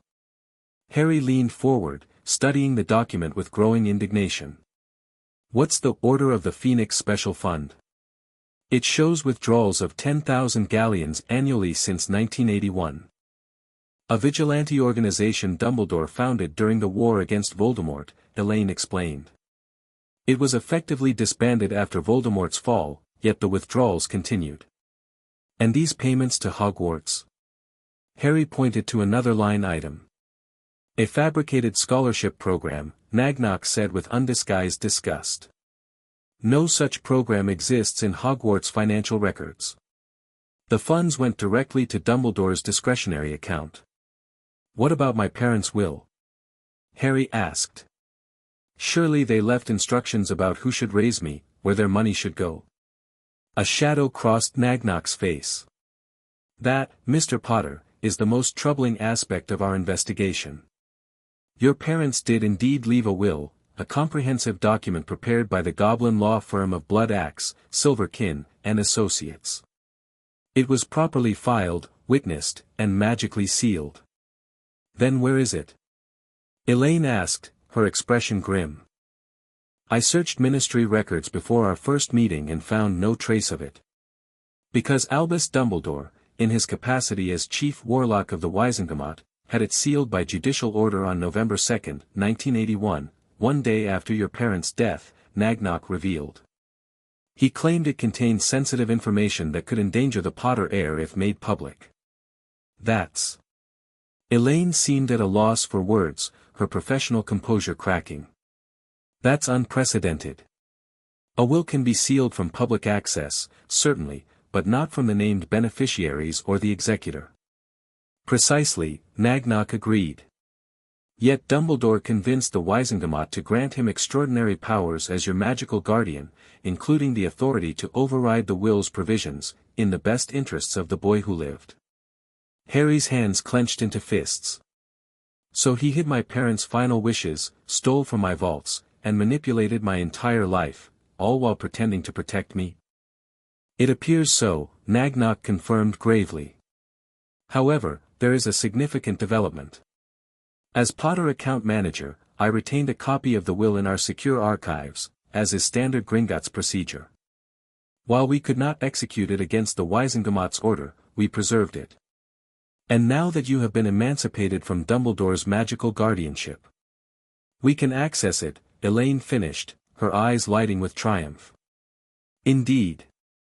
Nagnok reached into the folder and withdrew a sealed parchment scroll bearing the Potter family crest in red wax. As Mr. Potter's legal representative, you may break the seal, Madam Whitecroft. With reverent care, Elaine took the scroll and broke the wax seal. The parchment glowed briefly before unfurling itself, revealing neat rows of elegant script. She scanned it quickly, her expression growing increasingly troubled. What is it? Harry asked anxiously. What does it say? It's definitive, Elaine answered, her voice tight with controlled anger. Your parents explicitly named your guardians in order of preference, Sirius Black as your godfather and first choice, then Alice and Frank Longbottom, then Minerva McGonagall, and finally, as a last resort, your mother's friend Severus Snape. The Dursleys aren't mentioned anywhere. Sirius Black. Harry repeated. A fragment of memory flashed through his mind, a handsome young man with laughing eyes transforming into a great black dog to amuse a toddler Harry. I remember him. I think. From when the memory blocks were removed. Your godfather, Nagnok confirmed. And the reason Dumbledore had to seal the will. Because Sirius Black currently resides in Azkaban prison, convicted of betraying your parents to Voldemort and murdering 13 people. Harry felt as though the floor had dropped away beneath him. My godfather betrayed my parents. He's the reason they're dead. That, Elaine said carefully, is what the official record states. But this will directly contradicts that narrative. She pointed to a specific paragraph in the document. In the event of our deaths due to betrayal, let it be known that our secret keeper was changed from Sirius Black to Peter Pettigrew on October 23, 1981, at the suggestion of Sirius himself. Albus Dumbledore performed the Fidelius charm and witnessed this change. A heavy silence fell over the office as the implications sank in. Dumbledore knew, Harry whispered, horrified. He knew Sirius Black wasn't the secret keeper, that he couldn't have betrayed my parents, but he let him go to prison anyway. And gained control of you in the process, Nagnock added grimly. With Black imprisoned, the Longbottoms incapacitated by torture shortly after your parents' death, McGonagall in Dumbledore's employ, and Snape likewise under his influence, there was no one to challenge his claim to guardianship. This is... Elaine seemed at a loss for words, her professional demeanor cracking under the weight of such calculated malice. This is beyond manipulation. This is criminal. Conspiracy to pervert justice, false imprisonment, fraud, child endangerment, and an innocent man has been in Azkaban for nearly a decade, Harry interrupted, his voice hollow with shock. My godfather has been suffering all this time while Dumbledore, he couldn't finish the sentence, rage and grief choking the words in his throat. Nagnock regarded Harry with something like respect. You focus on Black's suffering rather than your own. That speaks to your character, Mr. Potter. Harry met the Goblin's dark eyes. We have to get him out. We have to prove he's innocent. It won't be simple, Elaine cautioned, though her expression was determined. Azkaban doesn't release its prisoners easily, and Dumbledore wields enormous influence in the Ministry and Wizengamot. We'll need irrefutable evidence and powerful allies. The will is a start, Nagnock observed. But Dumbledore could claim it was written before the alleged betrayal, that the Potters didn't know of Black's true allegiance. Then we need to find Peter Pettigrew, Harry decided. He's the real traitor, right? If he's supposed to be dead, but isn't, then finding him would prove Sirius is innocent. Elaine and Nagnock exchanged impressed glances. A logical approach, the Goblin acknowledged. However, Pettigrew has successfully hidden for nearly a decade. Finding him will not be easy. I don't care how hard it is, Harry insisted. My godfather is suffering for something he didn't do. I'm going to free him. Elaine smiled slightly. Your determination is admirable, Harry, but this will require strategy, not just conviction. We need to build our case carefully, gather allies, and strike when Dumbledore least expects it. Where do we start? Harry asked. With knowledge, Nagnock answered, pushing the folder across the desk. These documents contain the complete audit of your accounts, copies of all unauthorized transactions, your parents' will, and a detailed inventory of the Potter family vault. Study them. Understand the full scope of Dumbledore's manipulations. And while you do, Elaine added, we'll begin your magical education. The tracking charms may be gone, but you still have years of suppressed development to overcome. If you're to confront Dumbledore eventually, you'll need every advantage. Harry nodded firmly, his earlier shock hardening into resolve. When can we start? Right now, Nagnock replied. With a visit to your family vault. There are artifacts there that rightfully belong on your person, heirlooms that may aid in your protection and education. The ride to the Potter family vault was longer and deeper than the previous day's journey to Harry's trust vault. The cart rocketed past countless doors and intersections, diving ever downward into the earth beneath London until Harry lost all sense of direction. Finally, they screeched to a halt before a massive door of dark metal emblazoned with the Potter crest, a shield bearing a griffin rampant, surrounded by stylized lilies. Only a Potter by blood can open this vault, Nagnock explained, indicating a small depression in the door's center. Place your hand here and state your name and claim. Heart pounding, Harry stepped forward and placed his palm on the cold metal. I am Harry James Potter, heir to the Potter family. For a moment, nothing happened. Then a warm tingling sensation spread from his palm through his entire body. The door shimmered, lines of golden light tracing the crest, before slowly swinging inward to reveal a chamber the size of the Dursleys' entire house. "Welcome home, Heir Potter," Nagnock said quietly. Harry stepped inside, momentarily overwhelmed by the vastness and variety of the vault's contents.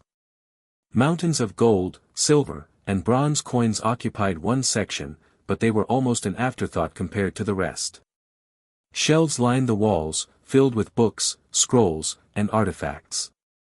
Display cases contained jewelry, weapons, and items Harry couldn't begin to identify. Furniture, trunks, and even what appeared to be shrunken vehicles were arranged in neat groupings throughout the space. And on the far wall, arranged in a solemn line, were portraits, magical portraits, their occupants moving and watching Harry's entrance with evident interest. "Merlin's beard, he looks just like James at that age," exclaimed one elderly wizard with wild white hair and spectacles similar to Harry's own. But Lily's eyes, without a doubt, added a witch in elegant robes of a bygone era. "Come closer, child, let us see you properly." Stunned, Harry approached the portraits. You know me. You knew my parents. Know you. My dear boy, we're your family," the elderly wizard declared. "Fleamont Potter, your grandfather, at your service. And this lovely witch beside me is your grandmother, Euphemia. We've been waiting years for you to visit," Euphemia added, her painted eyes bright with emotion. "That meddling Dumbledore sealed the vault after James and Lily died, but we knew you'd come eventually." Harry stared, speechless. His grandparents. Here, in some form at least, able to speak to him, to share memories and knowledge of his family. It was more than he'd ever dared hope for. "I didn't know," he managed finally. "I didn't know about any of this until 2 days ago. Dumbledore left me with my mother's sister. They never told me about magic, about my parents, about any of it." A ripple of outrage passed through the portraits. "Petunia!" Fleamont exclaimed. "That spiteful Muggle woman who wouldn't even attend James and Lily's wedding. Preposterous. The will specifically prohibited that placement." "We know," Elaine interjected, stepping forward to introduce herself. "We've discovered the will and numerous other irregularities in Dumbledore's management of Harry's affairs. We're working to rectify them." As Elaine explained the situation to the portraits, Harry wandered deeper into the vault, drawn to a glass case containing items that seemed somehow familiar.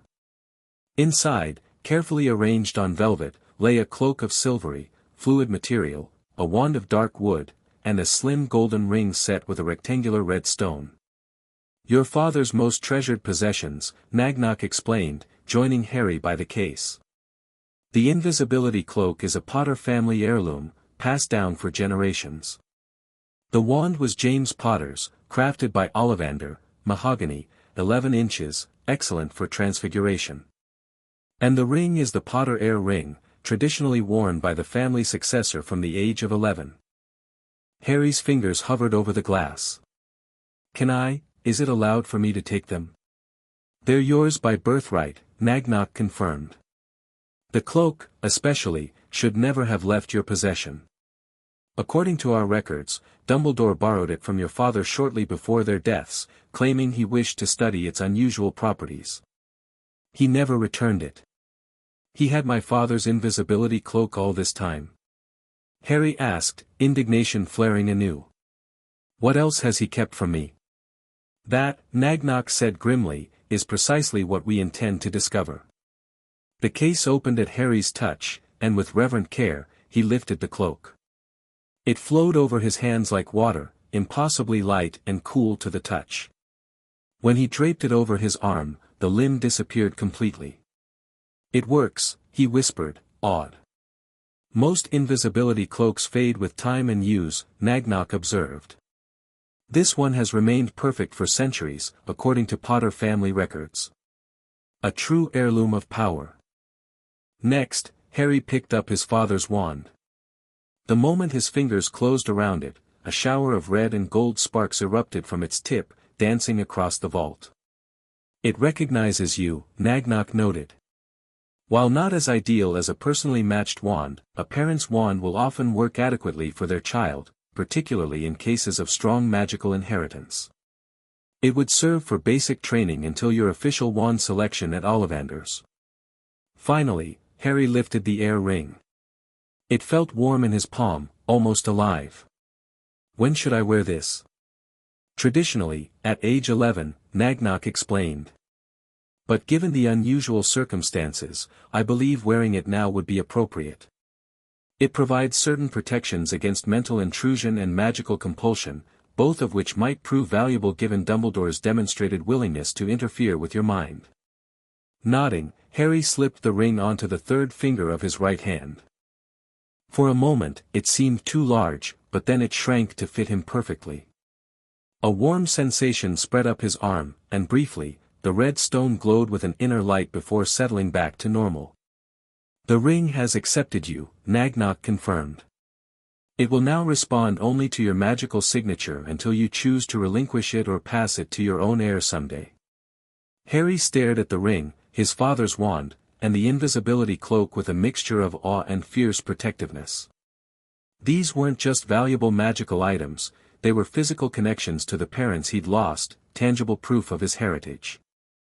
"There's something else you should see," Elaine called from across the vault. She stood before a large cabinet, its doors open to reveal shelves filled with small crystal vials, each labeled in elegant script. "Memories. Memories?" Harry repeated, joining her.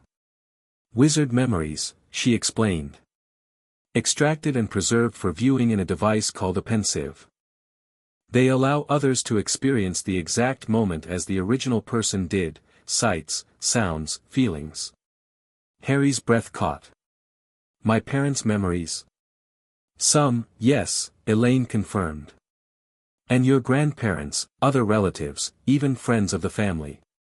A Potter tradition, apparently, to preserve significant moments for future generations." "Can I view them?" "With a pensieve, yes. They're rare and expensive items, but—" She glanced at Nagnok. "There is one in the Potter inventory," the goblin confirmed. "A family heirloom, currently in storage. We can have it delivered to Madame Whitecroft's residence by tomorrow." "I'd like that," Harry said softly. "Very much." They spent another hour exploring the vault, with Harry selecting books on Potter family history, basic magical theory, and defensive magic at Elaine's suggestion. He also chose a sturdy trunk with multiple compartments and excellent security features, which Nagnok explained had belonged to his father during Hogwarts. "It contains hidden spaces keyed to Potter blood," the goblin explained, demonstrating how a seemingly ordinary schoolboy's trunk concealed a small library, a potions laboratory, and even a modestly appointed living space. "Your father was resourceful in his approach to school regulations." Finally, as they prepared to leave, Harry approached his grandparents' portraits once more. Would it be possible to take your portraits with me? To Elaine's house, I mean." Fleamont beamed.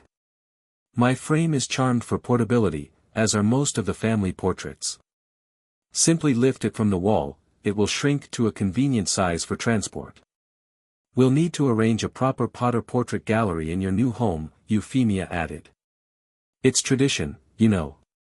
All Potter residences maintain one, allowing family members to travel between locations through their portraits." As Harry carefully removed his grandparents' frames from the wall, his grandfather leaned forward.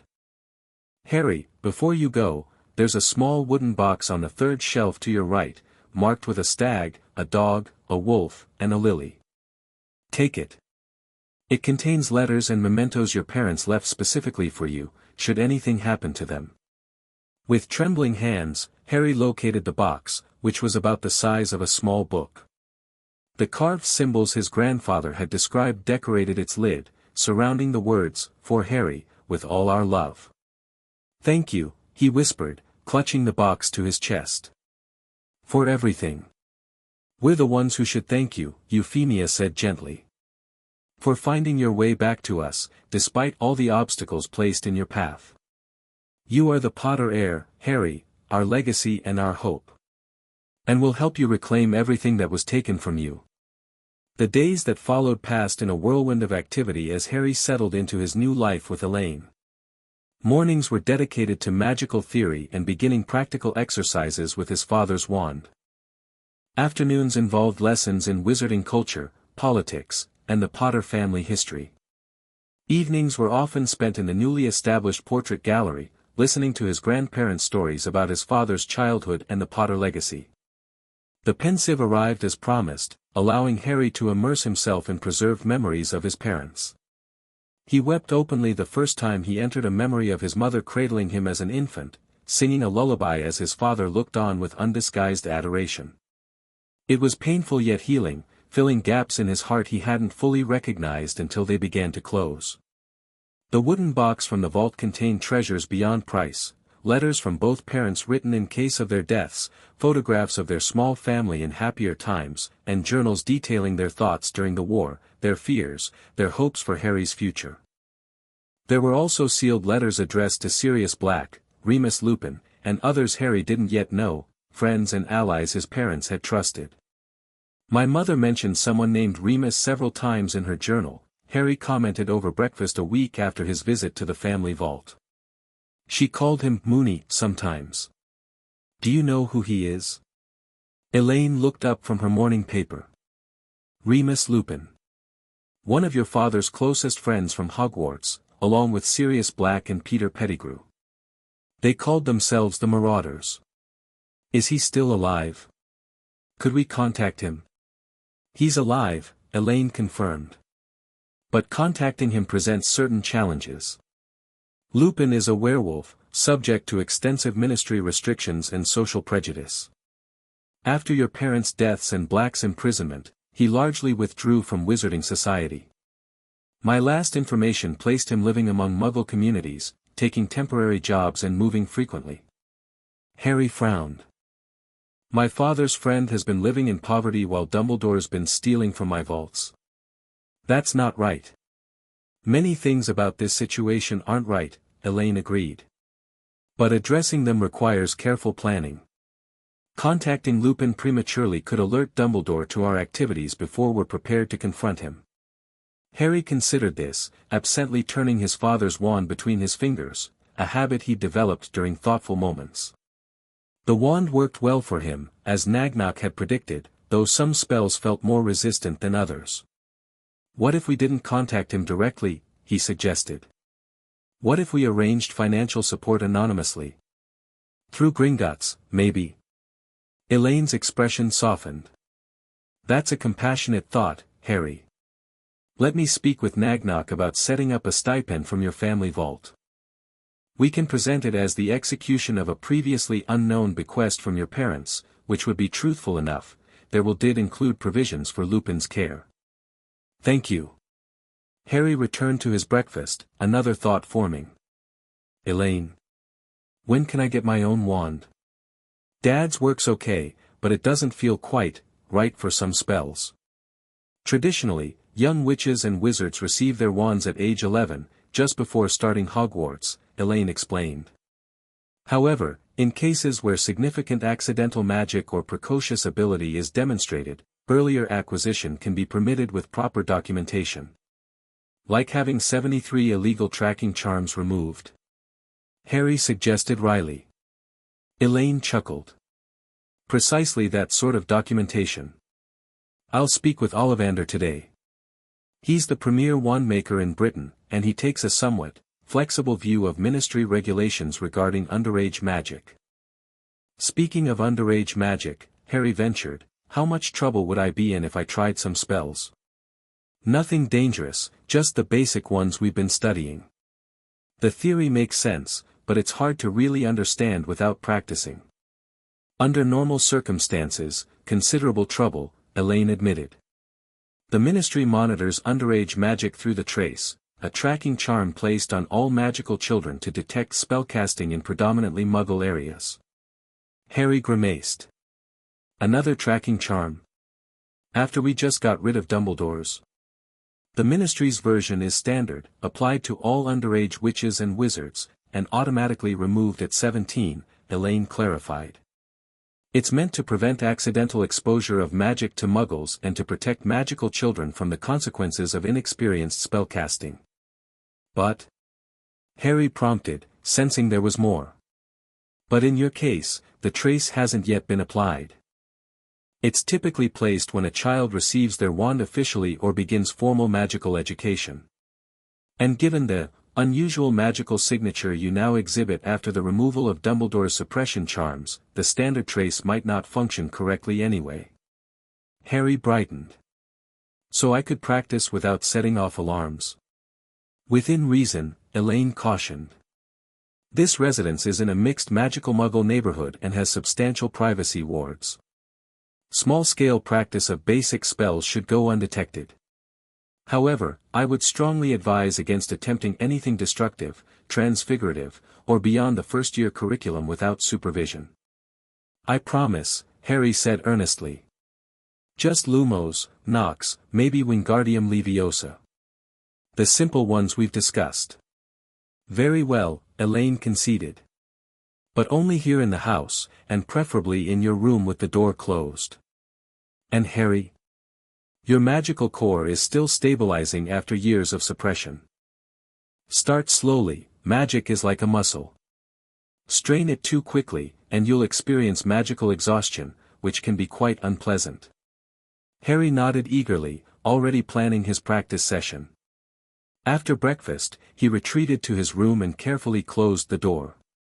Setting his father's wand on the desk before him, he reviewed the theory for the simplest spell in his beginner's text, Lumos, the light-casting charm. Taking a deep breath, he picked up the wand, focused his intent as the book described, and spoke the incantation. Lumos. Nothing happened. Frowning, Harry tried again, concentrating harder on the desired outcome, light emanating from the wand tip. Lumos. This time, a blinding flash erupted from the wand, so brilliant it left spots dancing in his vision. Startled, he dropped the wand, which continued to shine like a miniature sun on his bedroom carpet. Nox, he gasped, fumbling to retrieve it. Nox. The light extinguished instantly, plunging the room into relative darkness as his eyes struggled to readjust. Too much power, Harry muttered to himself, recalling Elaine's warning about his unrestrained magical core. He needed to calibrate, to use less force. His next attempt produced a more reasonable light, still brighter than the book described as standard, but manageable. Over the next hour, Harry practiced modulating the spell's intensity, learning to feel the flow of magic through his father's wand and adjusting it consciously. By lunchtime, he'd mastered not only Lumos and Nox but also Wingardium Leviosa, successfully levitating everything from a quill to his heaviest book. Each spell came easier than the last as he grew accustomed to the sensation of channeling his magic deliberately rather than in the uncontrolled bursts of his previous accidental magic. I did it, he announced triumphantly as he joined Elaine in the kitchen. I can control how much power I put into the spells now. Watch. He pointed his wand at a nearby napkin. Wingardium Leviosa. The napkin rose gracefully to hover at eye level, neither shooting to the ceiling nor wobbling unsteadily as it had during his first attempts. Impressive, Elaine acknowledged, though her expression held a hint of concern. That level of control typically takes first-year students weeks to develop. Your natural ability is asserting itself now that the suppression bindings are removed. Harry lowered the napkin gently back to the table. Is that bad? Not bad, Elaine clarified. But potentially complicated. If you progress too rapidly, it may draw attention we're not yet prepared to manage. Dumbledore is aware something has changed, the tracking charm's destruction would have alerted him, but he doesn't yet know the full extent of what's occurred. So I should hold back? Harry asked, disappointed. Not hold back, precisely. But perhaps focus on depth rather than breadth for now. Master the fundamentals thoroughly before moving on to more advanced material. Quality over quantity. Harry nodded, seeing the wisdom in this approach. What about my own wand? Would that help with control? Almost certainly, Elaine confirmed. A properly matched wand responds more predictably to its owner's intentions. I've arranged an appointment with Ollivander for tomorrow morning, an hour before his shop officially opens, to minimize the chance of being recognized. Thank you, Harry said sincerely. For all of this. For helping me, teaching me, giving me a home. Elaine's typically composed expression softened. You've had far too little of what every child deserves, Harry. I'm simply trying to restore some balance to that equation. And, she added with a hint of steel returning to her voice, to ensure that those responsible face appropriate consequences. Dumbledore, Harry said, the name no longer inspiring confusion or curiosity, but a cold, determined anger. And the Dursleys. Yes. Though they present different challenges. The Dursleys are Muggles, subject to Muggle law, which views your case differently than Wizarding law would. Dumbledore wields enormous influence and cultivates a carefully crafted public image of benevolent wisdom. Confronting either requires strategy and timing. But we will confront them, Harry stated, not a question but a confirmation. We will, Elaine agreed. The Dursleys through Muggle legal channels. I've already compiled evidence of financial fraud and child neglect for submission to the appropriate authorities. Dumbledore will require a more nuanced approach. Harry considered this, an idea forming. I'll see him at Hogwarts, won't I? When term starts in September. That's likely, yes, though as headmaster, his direct interaction with first-year students is typically limited to the welcome feast and occasional school-wide events. But he'll expect to see me there, Harry persisted. Wearing his tracking charms, knowing nothing about magic or my parents or what he's done.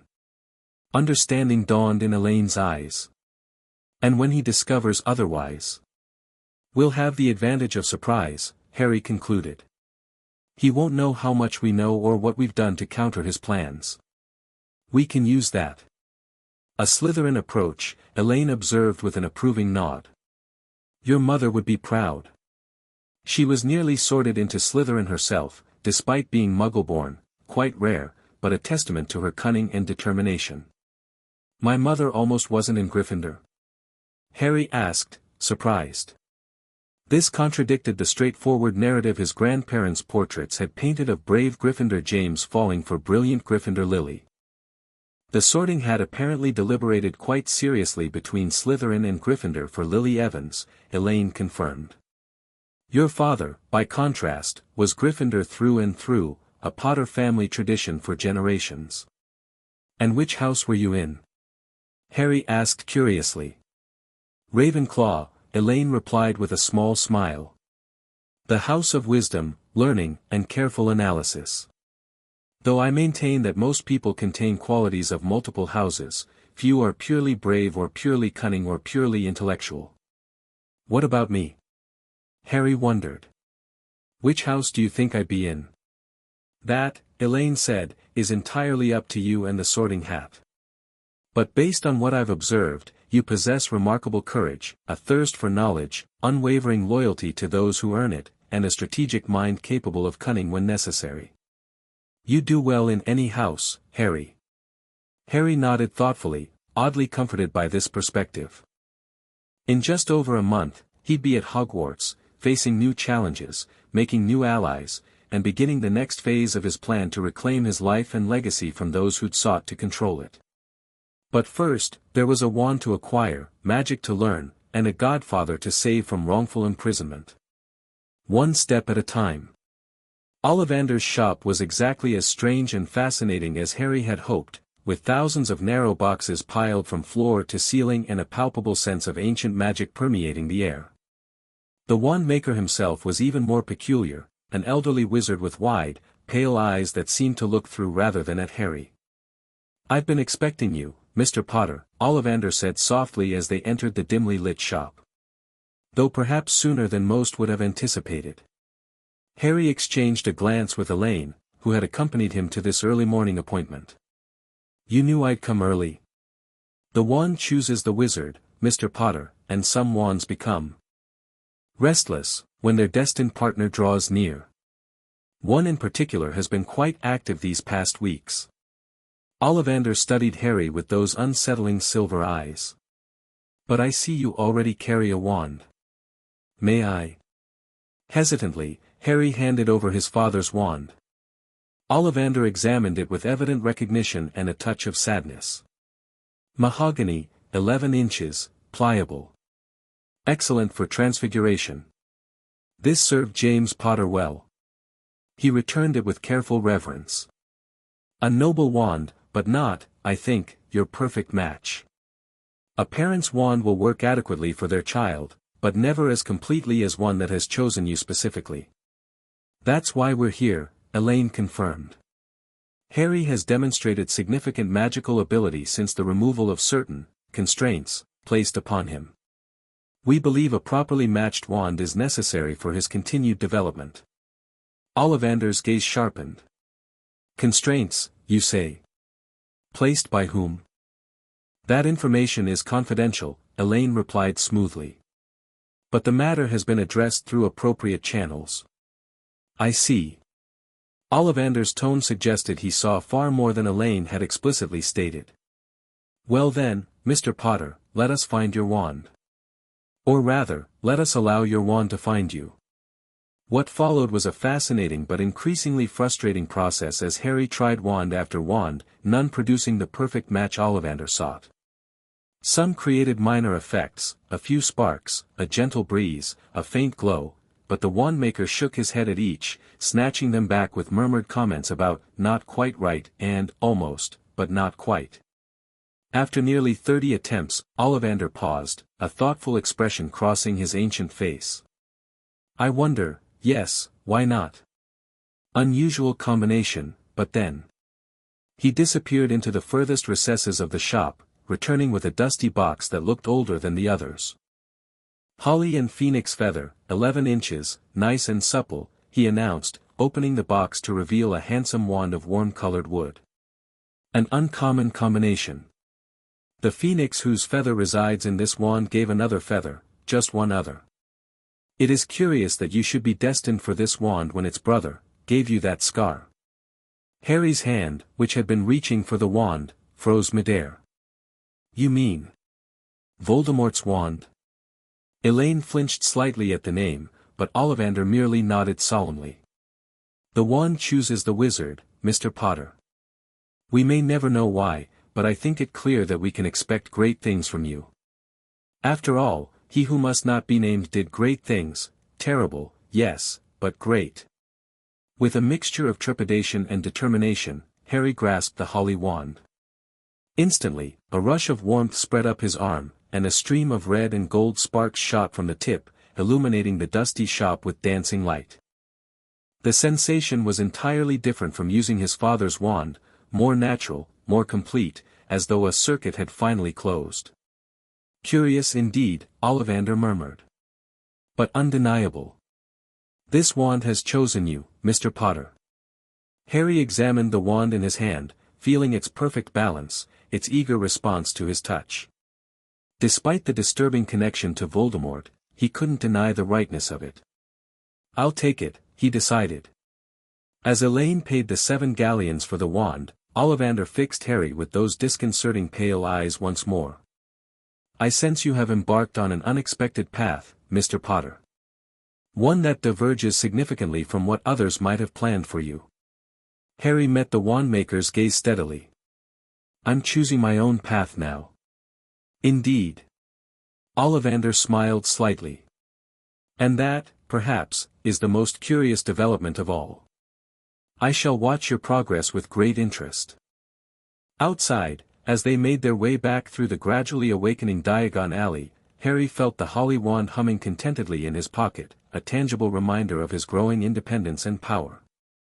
Ollivander knows more than he's saying, he observed quietly. Most wand-makers do, Elaine agreed. They develop an unusual sensitivity to magical currents and connections. It's part of what makes them skilled at matching wands to wizards. Do you think he'll tell Dumbledore about my visit? Not directly, Elaine said after considering the question. Ollivander values his professional discretion highly. However, if Dumbledore specifically inquires whether you've purchased a wand before your Hogwarts letter, I suspect Ollivander would answer truthfully. Then we should assume he'll know, Harry concluded practically. Add it to the list of things that might alert him before we're ready. A prudent approach, Elaine approved. Now, shall we test your new wand properly? The practice room at home should suffice for basic spells. The difference between his father's wand and his new holly wand became immediately apparent during Harry's afternoon practice session. Spells that had required careful concentration and power modulation now flowed effortlessly. Lumos produced a perfect, controlled light. Wingardium Leviosa lifted objects with precision and stability. Even the slightly more advanced color-changing charm, which had resisted his best efforts with James's wand, worked perfectly on the first attempt. The match is exceptional, Elaine observed as Harry demonstrated his progress. Your natural ability combined with a perfectly suited wand. I believe we need to accelerate your educational program somewhat. At your current rate of progress, you'll have mastered the entire first-year curriculum before term even begins. Is that a problem? Harry asked, carefully returning a color-changed cushion to its original state with a well-executed finite incantatum. Not a problem, precisely. But it raises questions about how to handle your attendance at Hogwarts. If you're significantly ahead of your year mates, you may find the standard classes unchallenging. I still want to go, Harry said quickly. Not just to confront Dumbledore eventually, but to make friends, to experience everything my parents did. And there must be things I can learn there that we can't cover here. Undoubtedly, Elaine agreed. And I'm not suggesting otherwise. Rather, I'm considering how best to prepare you for that environment. Perhaps we should shift our focus somewhat, less on spell mastery, which you're clearly advancing in rapidly, and more on magical theory, history, and political awareness. Knowledge that will serve you well at Hogwarts without making your unusual advancement immediately obvious to the faculty. Harry nodded, seeing the wisdom in this approach. And a clemency, he added. You mentioned it might help protect my mind from intrusion. Indeed. Particularly given Dumbledore's reputation as a skilled legilimens, a wizard capable of extracting thoughts and memories from another's mind through eye contact. Elaine had mentioned this disturbing ability during their discussions of wizarding privacy and mental magic. Your natural talent for occlumency was one of the abilities Dumbledore suppressed, according to the Goblins' analysis. Now that those bindings are removed, you may find the discipline comes more easily to you than to most beginners. When can we start? Harry asked eagerly. We already have, Elaine replied with a small smile. The meditation exercises I've had you practicing each evening are the foundation of occlumency.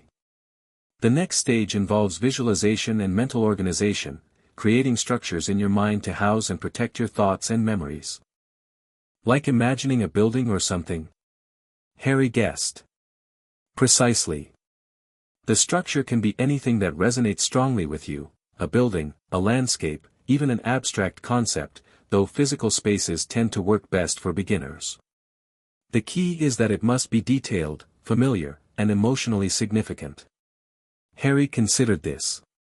Could I use the image of my parents' house? From the memories in the pensive? That would be an excellent choice, Elaine approved. Emotionally resonant, detailed in your memory, and with personal significance. We'll begin formal occlumency training this evening.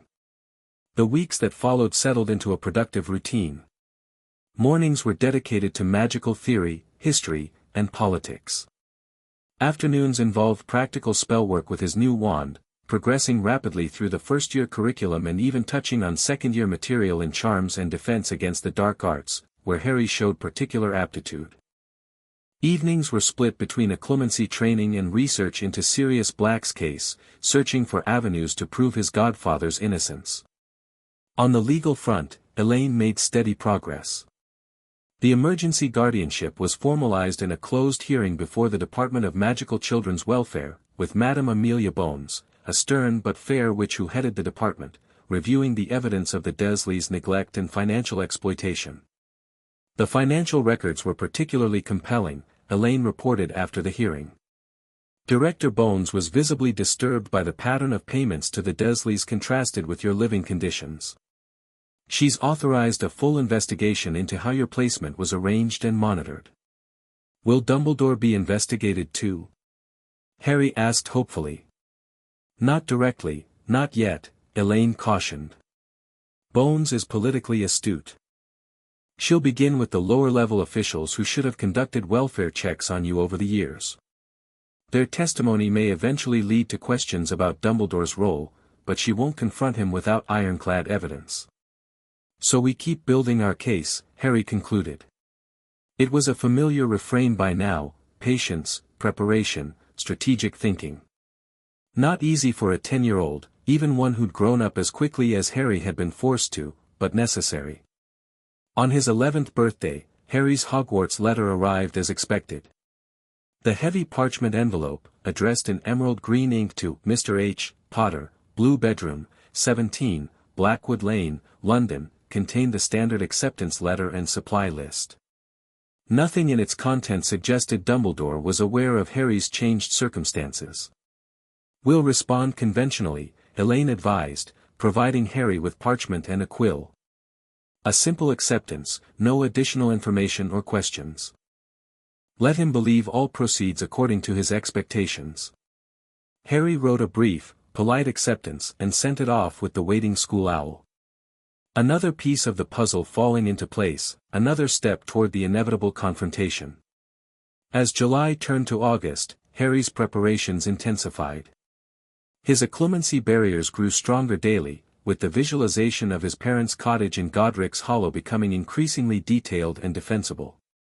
His magical education expanded to include not just spellwork but wizarding customs, etiquette, and political alliances. The Potter family's traditional connections and rivalries were mapped out, providing context for the complex social environment he would enter at Hogwarts. And through it all, the mystery of Sirius Black and Peter Pettigrew continued to occupy Harry's thoughts.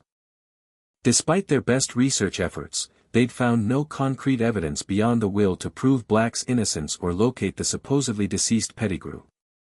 If Pettigrew faked his death and framed Sirius, Harry reasoned during one of their strategy sessions, he must have gone into hiding immediately afterward. But where? And how has he remained hidden for nearly a decade? Those are the critical questions, Elaine agreed, reviewing her notes on the case. The official report states that Pettigrew confronted Black on a Muggle street, accused him of betraying your parents, and was then blown to bits along with 12 Muggle bystanders. All that was found of Pettigrew was a finger. But if he's an animagus like my dad was? Harry had discovered this information in his parents' journals, the revelation that James Potter, Sirius Black, and Peter Pettigrew had all become unregistered animagi during their school years to accompany their friend Remus Lupin during his werewolf transformations. Then he could have transformed after staging the confrontation, escaped in animal form, and lived as his animagus form ever since, Elaine finished. It's a plausible theory. But without knowing what animal form Pettigrew took, or where he might have gone, it's difficult to pursue. Harry frowned, turning his father's journal over in his hands. Dad called him Wormtail in his journal. That sounds like, maybe a rat. Or some kind of small creature with a hairless tail. A rat would be ideal for hiding, Elaine observed. Common enough not to attract attention, small enough to access food and shelter easily, able to travel through pipes and walls. And rats live, 2 or 3 years naturally. Harry added, warming to the theory. So he couldn't just become a wild rat. He'd need to be somewhere with food and shelter, somewhere safe. A wizarding home, perhaps, Elaine suggested. Or an institution where his magical signature would be masked by the ambient magic. Harry's eyes widened as a terrible suspicion formed. What if he's at Hogwarts?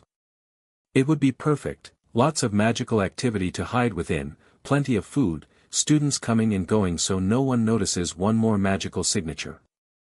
It's possible, Elaine acknowledged. But finding a single rat, even a magical one, in a castle the size of Hogwarts would be extraordinarily difficult without more specific information. Then we need to narrow it down, Harry decided. Dad's journal mentioned that they created a map of Hogwarts that showed everyone in the castle, their exact locations, even if they were disguised or invisible. If that map still exists, it could identify Pettigrew if he's there, Elaine concluded. An excellent line of inquiry. Where would this map be now? Harry shook his head. Dad doesn't say. Just that they lost it to Filch, the caretaker, in their 7th year and never got it back. Then it may still be in Filch's possession, or perhaps destroyed by now, Elaine mused. Another matter to investigate once you're at Hogwarts. As the final weeks of summer passed, Harry completed his preparations for Hogwarts with a mixture of excitement and trepidation. His trunk was packed with books, supplies, and carefully selected personal items from the Potter Vault. His holly wand responded ever more precisely to his intent, making even complex first-year spells seem effortless. His occlumency shields were solid, not impenetrable to a master legilimens like Dumbledore, perhaps, but sufficient to detect an intrusion and protect his most important secrets. Most crucially, he understood the web of manipulation that had entangled his life and was prepared to begin unraveling it thread by thread. Remember, Elaine advised on their final evening before Harry's departure for Hogwarts, patience is key. Observe everything, reveal little, build alliances carefully. Dumbledore has had decades to weave his webs, we cannot expect to dismantle them in a day or even a year. I know, Harry assured her, though part of him, the impulsive, indignant, justifiably angry part, chafed at the restraint. I'll be careful. I won't confront him directly until we're ready. And you'll contact me if anything concerning occurs, Elaine insisted. The communication mirror is secure and untraceable. Use it if you have even the slightest suspicion that Dumbledore has discovered our activities. Harry nodded, touching the small compact mirror in his pocket, a magical device that paired with an identical one in Elaine's possession, allowing instant communication regardless of distance. I will, he promised.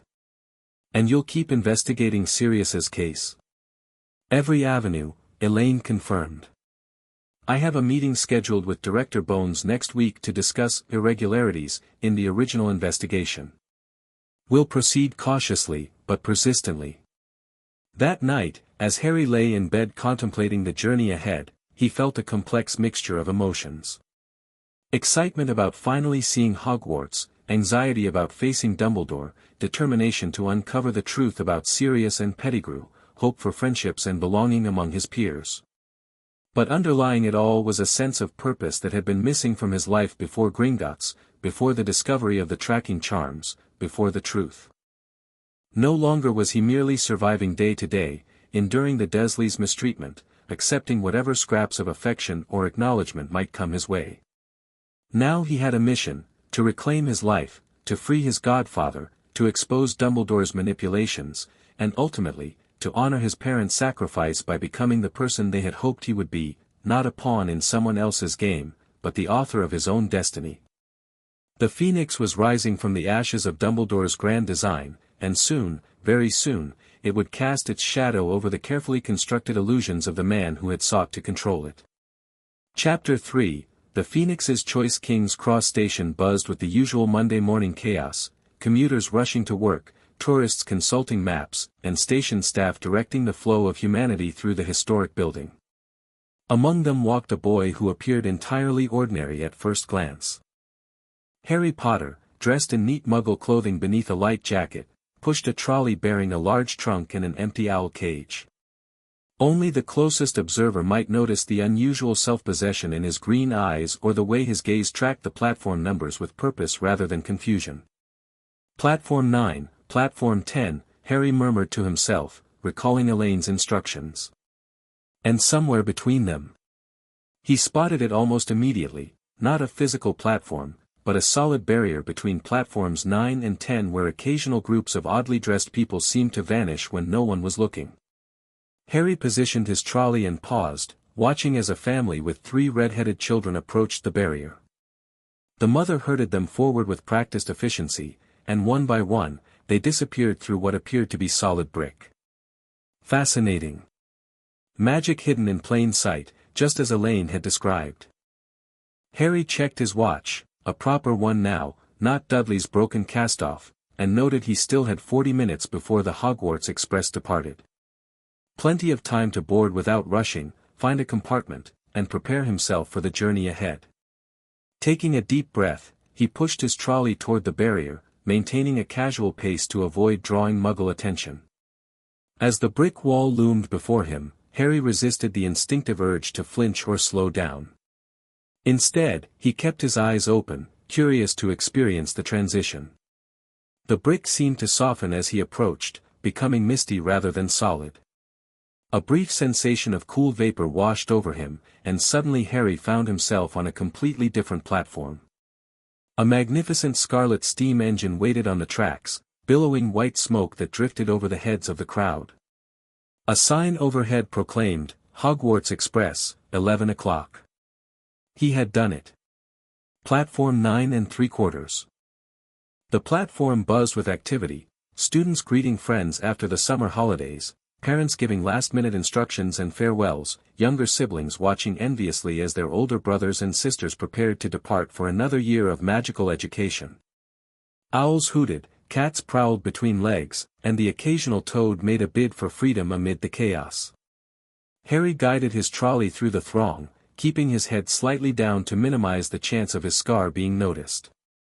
While he'd spent the past month in the wizarding world without being recognized, his scar partially hidden by his now properly styled hair, the platform presented a higher risk. Here, people would be actively looking for the famous Harry Potter starting his first year at Hogwarts. He found an empty compartment near the middle of the train and heaved his trunk aboard with some effort. Despite being 11, Harry was still small for his age, a legacy of years of malnutrition with the Dursleys that even a month of proper meals couldn't fully remedy. "Need a hand with that?" asked a friendly voice. Harry turned to see one of the red-headed boys he'd spotted earlier, a tall, lanky teenager with a prefect badge gleaming on his chest. "Yes, thank you," Harry accepted gratefully. With the older boy's help, his trunk was soon stowed in the luggage rack.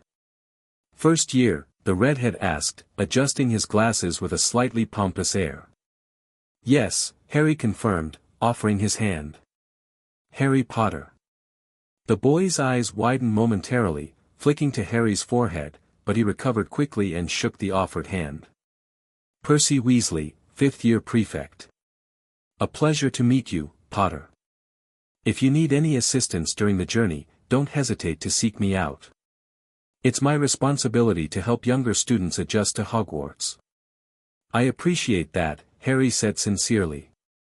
While Percy's manner was somewhat stiff, his offer seemed genuine.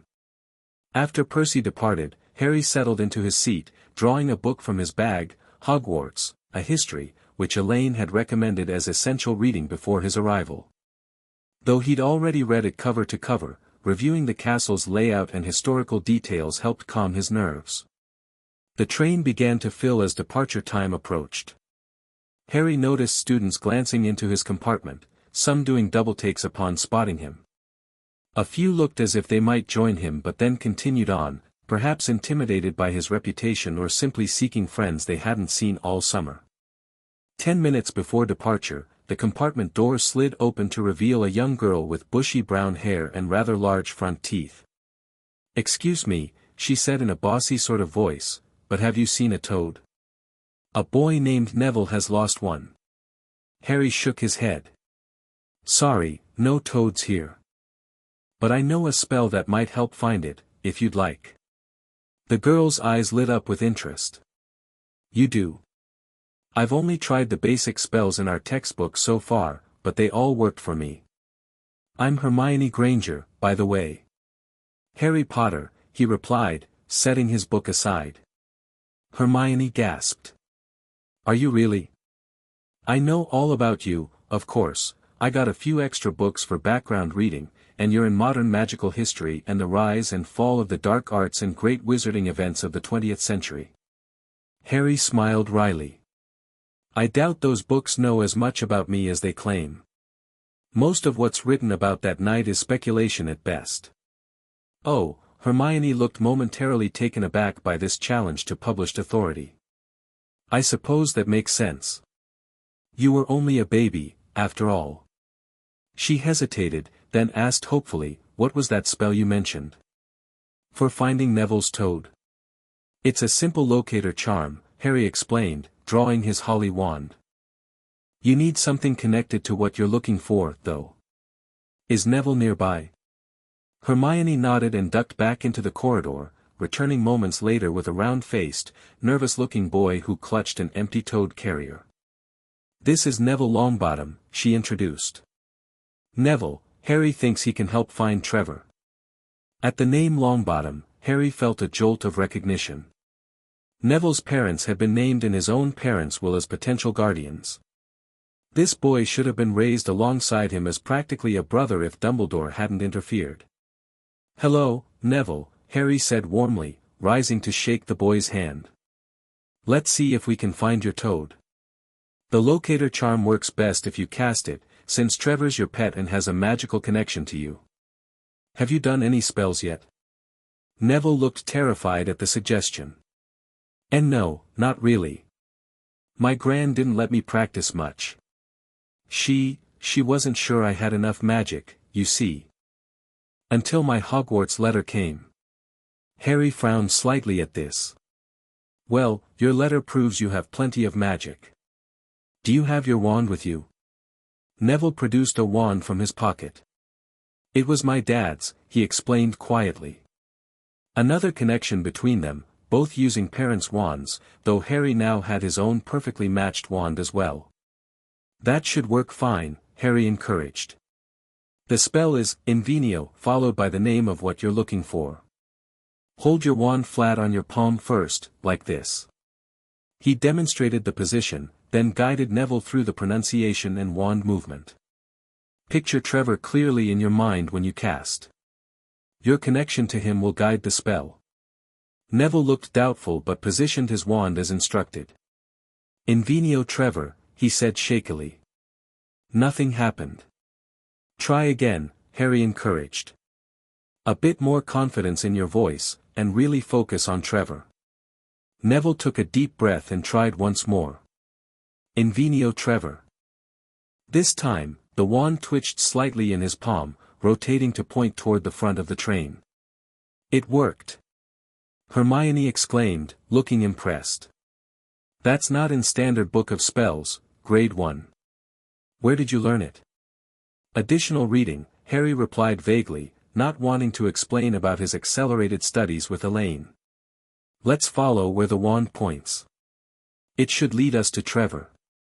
The 3 first years made their way through the train, with Neville repeating the spell whenever they reached a junction or needed to clarify direction. Finally, the wand pointed definitively toward the prefect's compartment at the front of the train. Inside, they found Percy Weasley holding a struggling Trevor at arm's length, looking distinctly uncomfortable. Ah, Longbottom, I presume, he said upon seeing Neville. I was just about to announce a missing toad over the train's communication system. Trevor. Neville cried, relief washing over his round face as Percy handed the toad over. Thank you so much. Excellent spell work, Percy noted approvingly, nodding at the wand still balanced on Neville's palm. 5 points to, well, whatever house you end up in. Locator charms are typically taught in 3rd year. Neville blushed crimson. Harry taught me, he admitted. I couldn't have done it without him. Percy's eyebrows rose as he glanced at Harry. Most impressive, Potter. Perhaps you've inherited your father's talent for charms, or your mother's, rather. Lily Potter was quite remarkable in that field, from what I've heard. Thank you, Harry said, genuinely pleased by this casual mention of his mother's abilities. Every such reference helped build his understanding of his parents as real people with talents and personalities beyond their status as martyrs. As they made their way back to Harry's compartment, Hermione peppered him with questions about the locator spell and what other magic he might know. Neville, meanwhile, kept a tight grip on Trevor while shooting grateful glances at Harry. Would you like to join me? Harry offered when they reached his compartment. There's plenty of room. Both accepted with evident relief. Harry suspected neither had made many friends yet. Hermione's bossy manner and Neville's shyness would make initial social connections difficult. As the train pulled out of the station, their conversation flowed more naturally.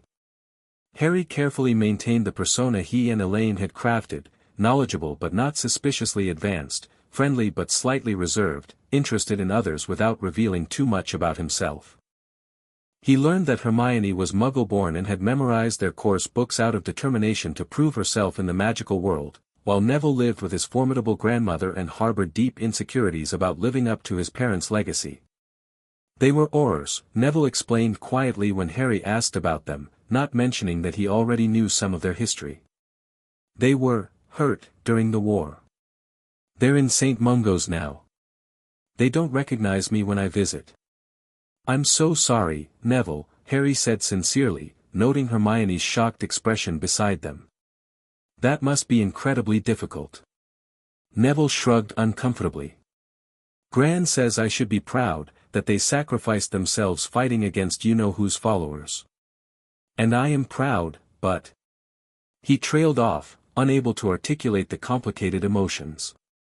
But you'd rather have them whole and well, Harry finished gently. I understand. I feel the same way about my parents sometimes. Being proud of their courage doesn't make missing them any easier.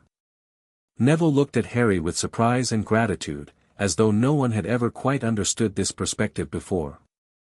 The conversation shifted to lighter topics as the countryside flashed past outside their window, houses at Hogwarts, subjects they were looking forward to, the wizarding world in general. When the trolley which came by around midday, Harry bought a selection of treats for them to share, enjoying Hermione's fascination with magical sweets and Neville's surprisingly extensive knowledge of the magical properties of certain candies.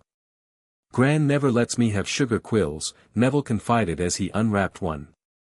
Says they rot teeth and brains simultaneously. But Professor Sprout, she's the herbology teacher, told me they actually contain essence of memory-enhancing herbs. That's why students like using them during revision. Fascinating, Hermione said, examining her own sugar quill with renewed interest. I wonder if there have been any studies on their efficacy compared to non-magical studying aids. Harry smiled at her academic approach. If there haven't been, perhaps you could conduct one. Hermione brightened at the suggestion. That would make an excellent extra credit project, wouldn't it? I could track test scores with and without magical study aids, controlling for variables like subject matter and difficulty. As she outlined her potential methodology, Harry caught Neville's eye. The round-faced boy gave a small, shy smile that suggested he found Hermione's enthusiasm both intimidating and endearing, a sentiment Harry shared. Their peaceful journey was interrupted mid-afternoon when the compartment door slid open to reveal 3 boys. Harry recognized the one in the middle immediately from Elaine's briefings on influential wizarding families. The pointed face, white blonde hair, and superior expression could only belong to Draco Malfoy, heir to the Malfoy family and son of suspected Death Eater Lucius Malfoy. Is it true? Malfoy demanded without preamble. They're saying all down the train that Harry Potter's in this compartment. So it's you, is it? It is, Harry confirmed calmly, assessing the other boy and his 2 large, thuggish companions. And you are? Malfoy. Draco Malfoy. He gestured to the boys flanking him. This is Crabbe and Goyle. His pale eyes swept over Neville and Hermione with thinly veiled disdain. You'll soon find that some wizarding families are better than others, Potter. You don't want to go making friends with the wrong sort. I can help you there. He extended his hand, clearly expecting Harry to take it. Instead, Harry regarded it thoughtfully. That's an interesting perspective, Malfoy, he said, neither accepting nor explicitly rejecting the handshake. I'm curious, though, what criteria do you use to determine which families are better? Magical power? Historical contribution? Political influence? Economic status? I find social hierarchies fascinating. Malfoy blinked, clearly thrown by this analytical response rather than the expected either eager acceptance or indignant refusal. His hand remained awkwardly extended. It's obvious, isn't it? He said, less certainly. Blood purity. Length of magical lineage. Proper wizarding pride. Ah, Harry nodded as though considering a reasonable academic point rather than a prejudiced worldview. That's one approach, certainly. Historical data suggests it's not particularly correlated with magical ability, though. My mother was Muggle-born, for instance, yet by all accounts was an exceptionally talented witch. Whereas some of the oldest pure-blood families have produced generations of mediocre magical talents despite their lineage. Malfoy's pale face flushed pink. That's not, you can't just, it's simply an observation, Harry continued mildly. I'm approaching Hogwarts with an open mind, personally. I think judging individuals by their actions and abilities rather than their ancestry seems most logical, don't you? Malfoy finally lowered his hand, his expression hovering between confusion and affront. This clearly wasn't how he'd imagined his first encounter with the famous Harry Potter unfolding. You'll regret this, Potter, he said, attempting to recover his composure. When you realize what matters in our world. Perhaps, Harry acknowledged with a slight shrug. Or perhaps you'll expand your perspective over time. Either way, I look forward to seeing how our Hogwarts experiences develop. With a final glare, Malfoy stalked away, Crabbe and Goyle lumbering after him. That was brilliant, Neville breathed once they'd gone. I've met Malfoy before at ministry functions. He's usually much nastier. You didn't make an enemy or a friend, Hermione observed, looking thoughtful. You left it ambiguous. Harry smiled slightly. We're 11 years old and haven't even started classes yet. Seems premature to establish permanent alliances or rivalries, doesn't it? That's remarkably mature, Hermione said, sounding impressed. The remainder of the journey passed pleasantly, with Hermione eventually producing their course books and initiating an impromptu study session to prepare for arrival. Harry participated enthusiastically while carefully moderating his demonstrated knowledge, showing competence without revealing the full extent of his preparation. As darkness fell outside the windows, a voice echoed through the train announcing their imminent arrival at Hogsmeade Station. They changed into their school robes, plain black with no house colors yet, and joined the crowd of students disembarking onto the tiny, dark platform. Furs years. Furs years over here, boomed a familiar voice. Harry turned to see an enormous figure towering over the crowd, holding a lamp aloft. Hagrid, the gamekeeper Elaine had mentioned, who'd been involved somehow in Harry's placement with the Dursleys, though possibly unwittingly. Come on, follow me, any more Furs years? Mind your step, now. Harry, Neville, and Hermione followed Hagrid down a steep, narrow path that seemed to lead away from the rest of the students. No one spoke much, though Neville stumbled several times on the uneven ground, with Harry steadying him automatically. Yell get your Furs sight Hogwarts in a sec, Hagrid called over his shoulder, just round this bend here.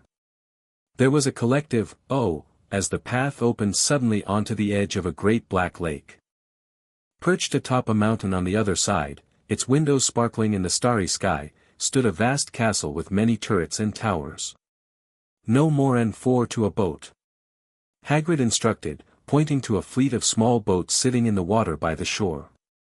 Harry, Neville, and Hermione claimed a boat, soon joined by a sandy-haired boy who introduced himself as Dean Thomas.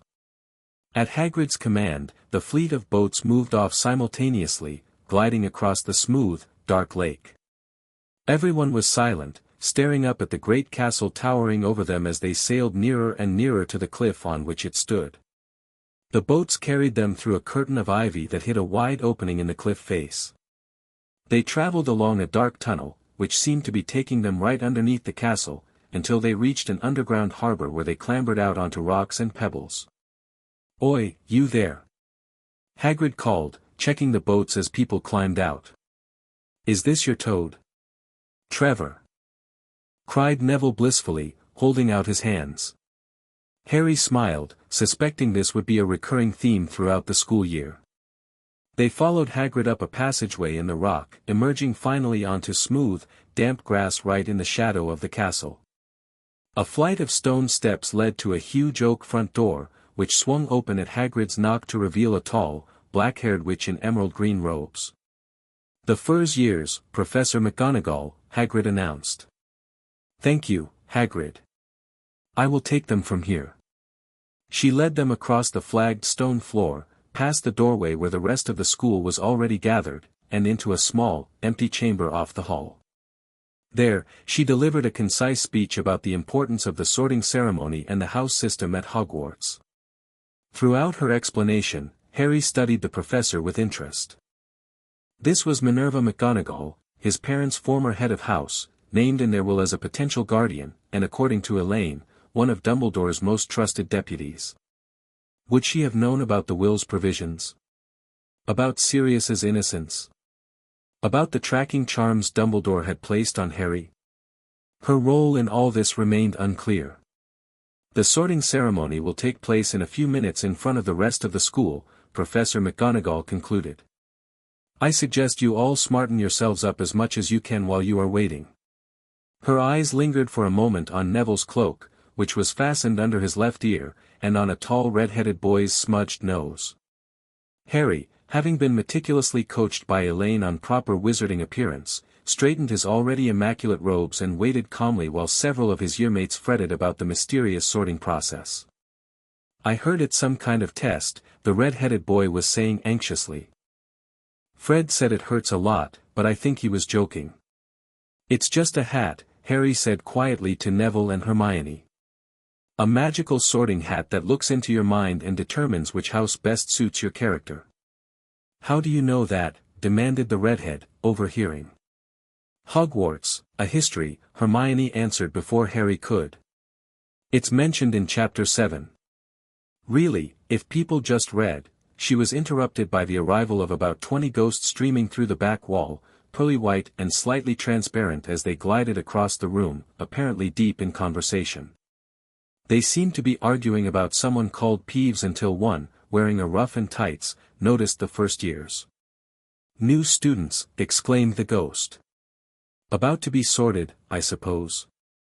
Hope to see you in Hufflepuff. My old house, you know." "Move along now," came Professor McGonagall's sharp voice as she returned. "The sorting ceremony's about to start." The ghosts floated obediently through the opposite wall. "Now, form a line," Professor McGonagall instructed the first years, "and follow me."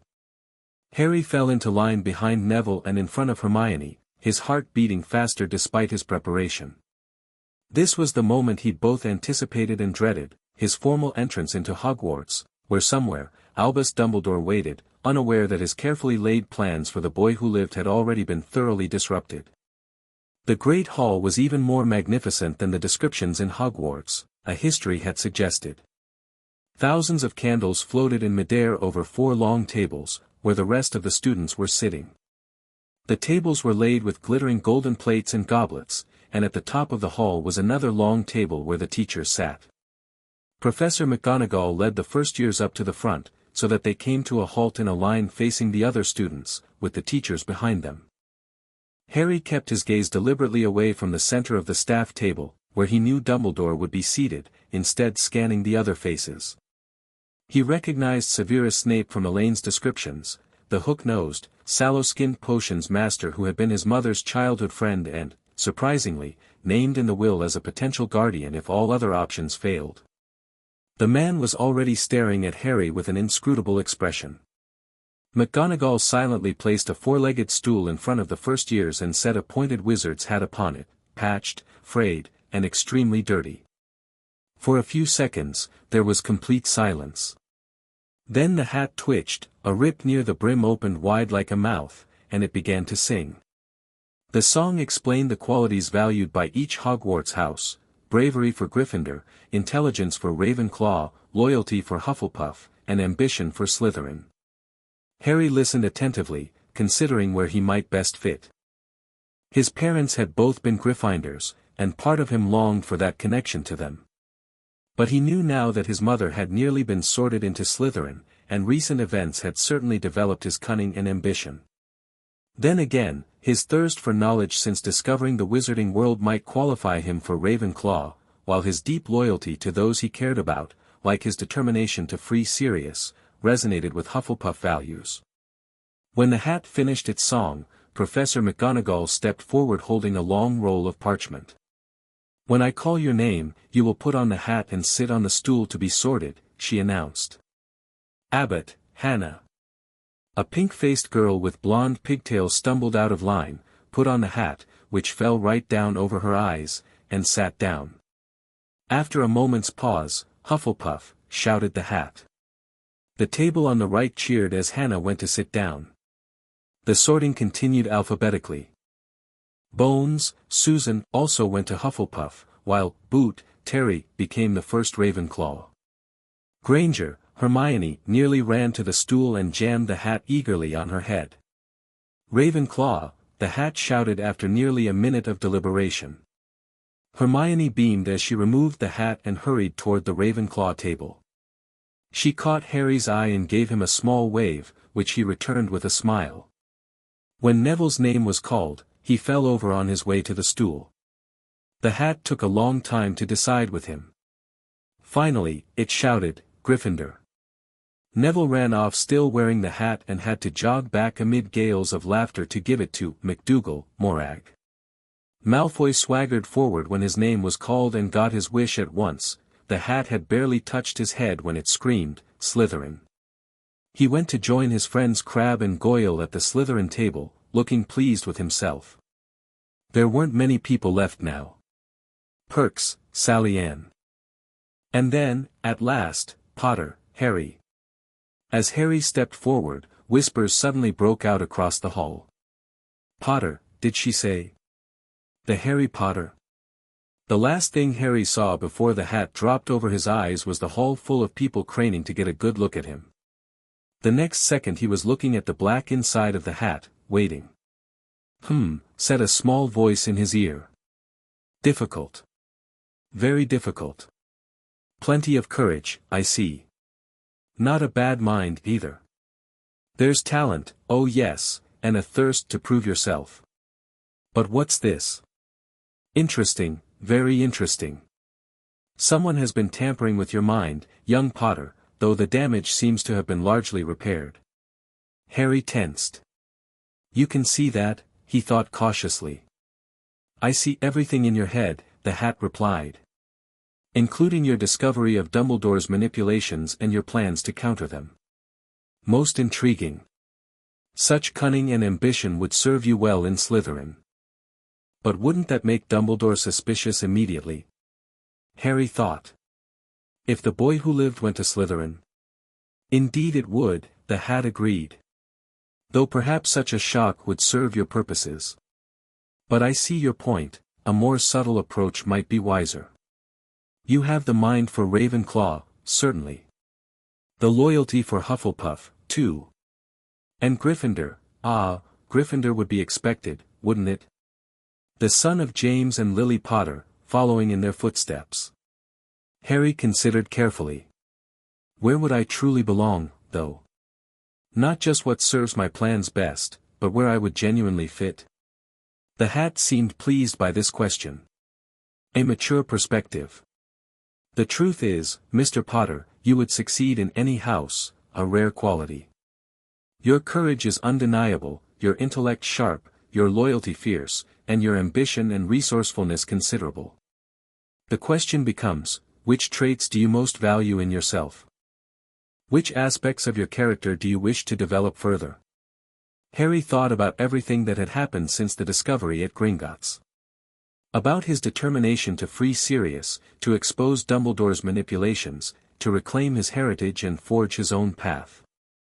About the careful planning with Elaine, the strategic approach to his education and public persona. But also about his parents' sacrifice, about standing up against injustice even when it would be easier to remain silent.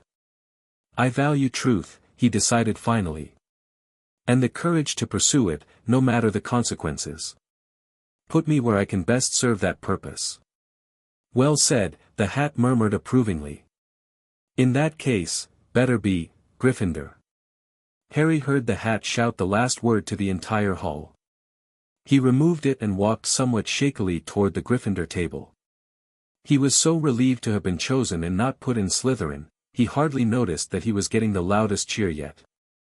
Percy the prefect got up and shook his hand vigorously, while the Weasley twins, easily identifiable by their identical red hair, yelled, "We got Potter! We got Potter!" As he took his seat, Harry finally allowed himself a glance at the high table. Albus Dumbledore sat in an ornate chair at the center, his silver beard and half-moon spectacles exactly as described in the books Harry had studied. The headmaster was looking directly at him with twinkling blue eyes and a benevolent smile that once might have reassured Harry but now sent a chill down his spine. How much could those eyes see? How much did that mind already suspect? Harry maintained eye contact for precisely 3 seconds, long enough to appear respectful but not so long as to invite legitimacy, then turned his attention back to the sorting, where Thomas, Dean, was becoming another Gryffindor.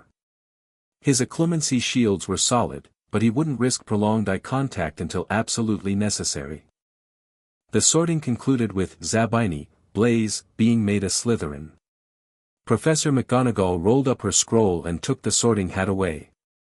Albus Dumbledore rose to his feet, beaming at the students with his arms opened wide, as if nothing could have pleased him more than to see them all there. "Welcome," he said.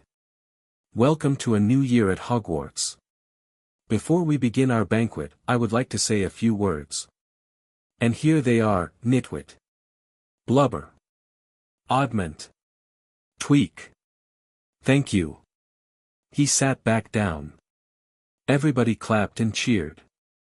Harry observed this performance with clinical interest, noting the calculated eccentricity that made Dumbledore seem harmless and somewhat dotty, a perfect cover for one of the most politically powerful and magically formidable wizards in Britain. The golden plates before them were suddenly piled with food. Harry, having grown accustomed to regular, nutritious meals during his time with Elaine, filled his plate with a balanced selection rather than gorging on the richer options as some of his housemates did. "That does look good," said the ghost in the ruff sadly, watching Harry cut into his roast beef. "Can't you?" Harry began, though he already knew the answer from his reading.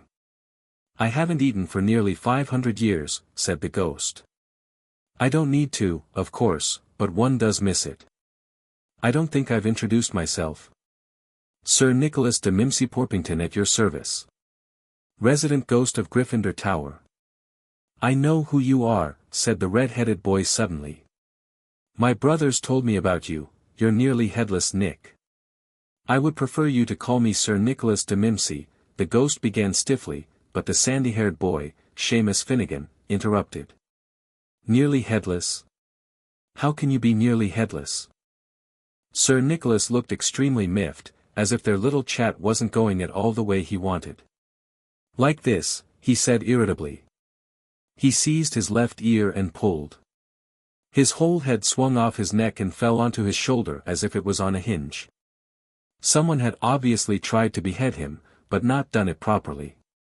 Looking pleased at their stunned faces, nearly headless Nick flipped his head back onto his neck, adjusted his ruff, and said, "So, new Gryffindors. I hope you're going to help us win the house championship this year. Gryffindor has never gone so long without winning. Slytherin has got the cup 6 years in a row." The conversation turned to families as the first-year Gryffindors introduced themselves.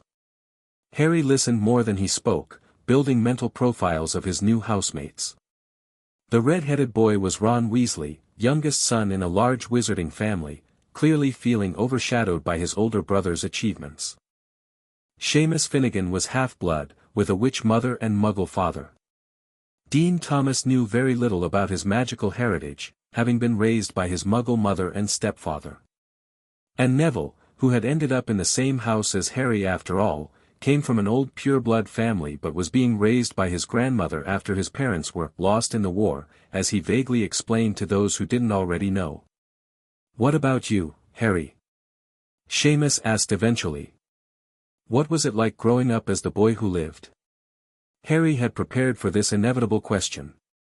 "Not what you'd expect," he said with a slight smile. "I was raised by my muggle aunt and uncle. They didn't much care for magic, so I didn't even know I was a wizard until recently. Bit of a shock, finding out I was famous for something I don't even remember." "You didn't know?" Ron asked, looking flabbergasted. "But you're Harry Potter." Precisely why my magical guardian thought I should be raised away from all that, Harry explained, the partial truth coming easily. To avoid the fame going to my head, I suppose. But surely they told you about your parents? About you-know-who? Seamus pressed. Harry shook his head, allowing a hint of genuine sadness to show. Not really.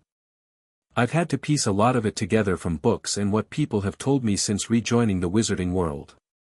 This seemed to satisfy their curiosity for the moment, though Harry noticed Ron still shooting him incredulous glances throughout the meal, as though he couldn't quite believe Harry's ordinary upbringing.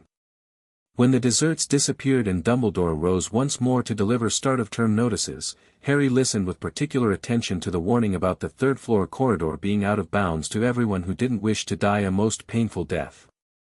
This struck him as extraordinarily suspicious. Why announce something in a way virtually guaranteed to pique students' curiosity?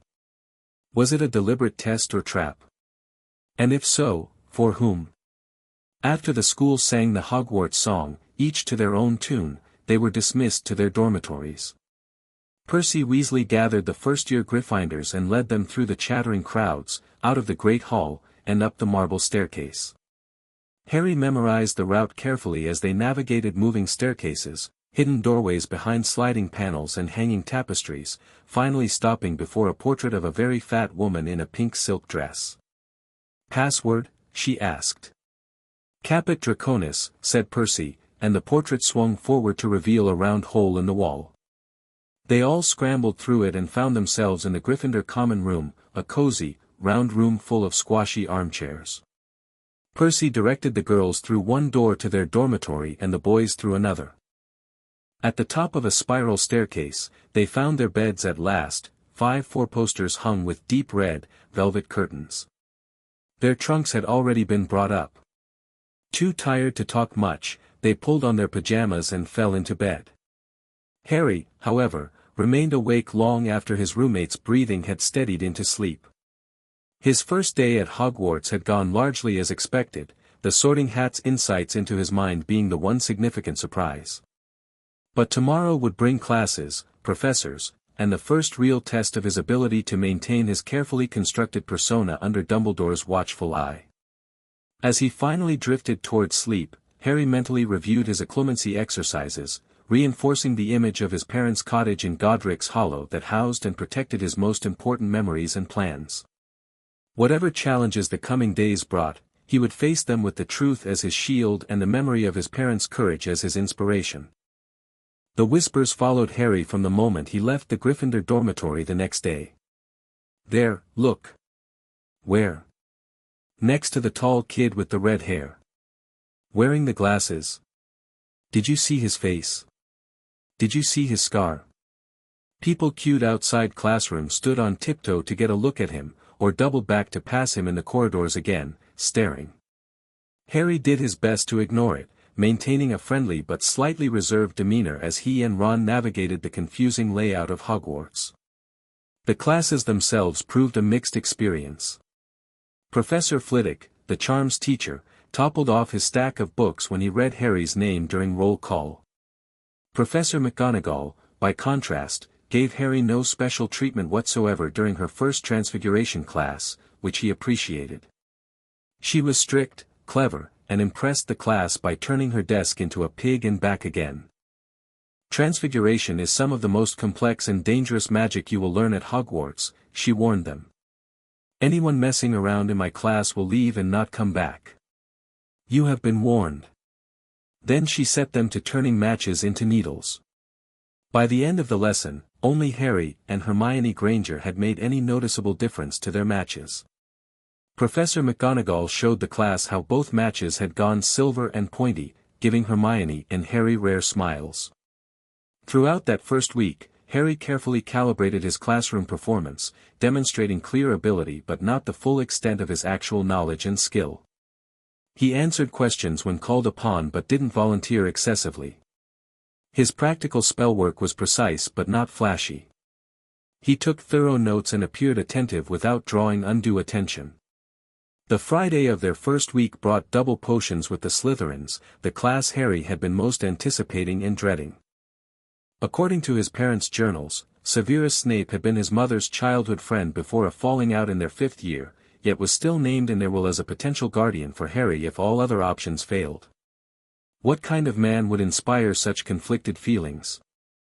And how would he treat the son of Lily Evans and his childhood nemesis, James Potter? Potions took place in the dungeons, where it was noticeably colder than in the main castle. Snape, like Flitwick, started the class by taking the roll call, and like Flitwick, he paused at Harry's name. "Ah, yes," he said softly, "Harry Potter. Our new celebrity." Draco Malfoy and his friends Crabbe and Goyle sniggered behind their hands. Snape finished calling the names and looked up at the class. His eyes were black like Hagrid's, but they had none of Hagrid's warmth. They were cold and empty and made one think of dark tunnels. "You are here to learn the subtle science and exact art of potion making," he began, speaking barely above a whisper, but they caught every word. "As there is little foolish wand-waving here, many of you will hardly believe this is magic. I don't expect you will really understand the beauty of the softly simmering cauldron with its shimmering fumes, the delicate power of liquids that creep through human veins, bewitching the mind, and snaring the senses. I can teach you how to bottle fame, brew glory, even stopper death, if you aren't as big a bunch of dunderheads as I usually have to teach."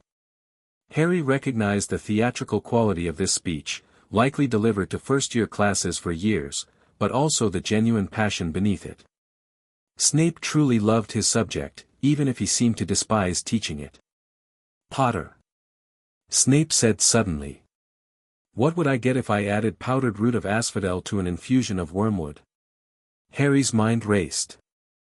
This was well beyond first-year material, a deliberate attempt to humiliate him, perhaps.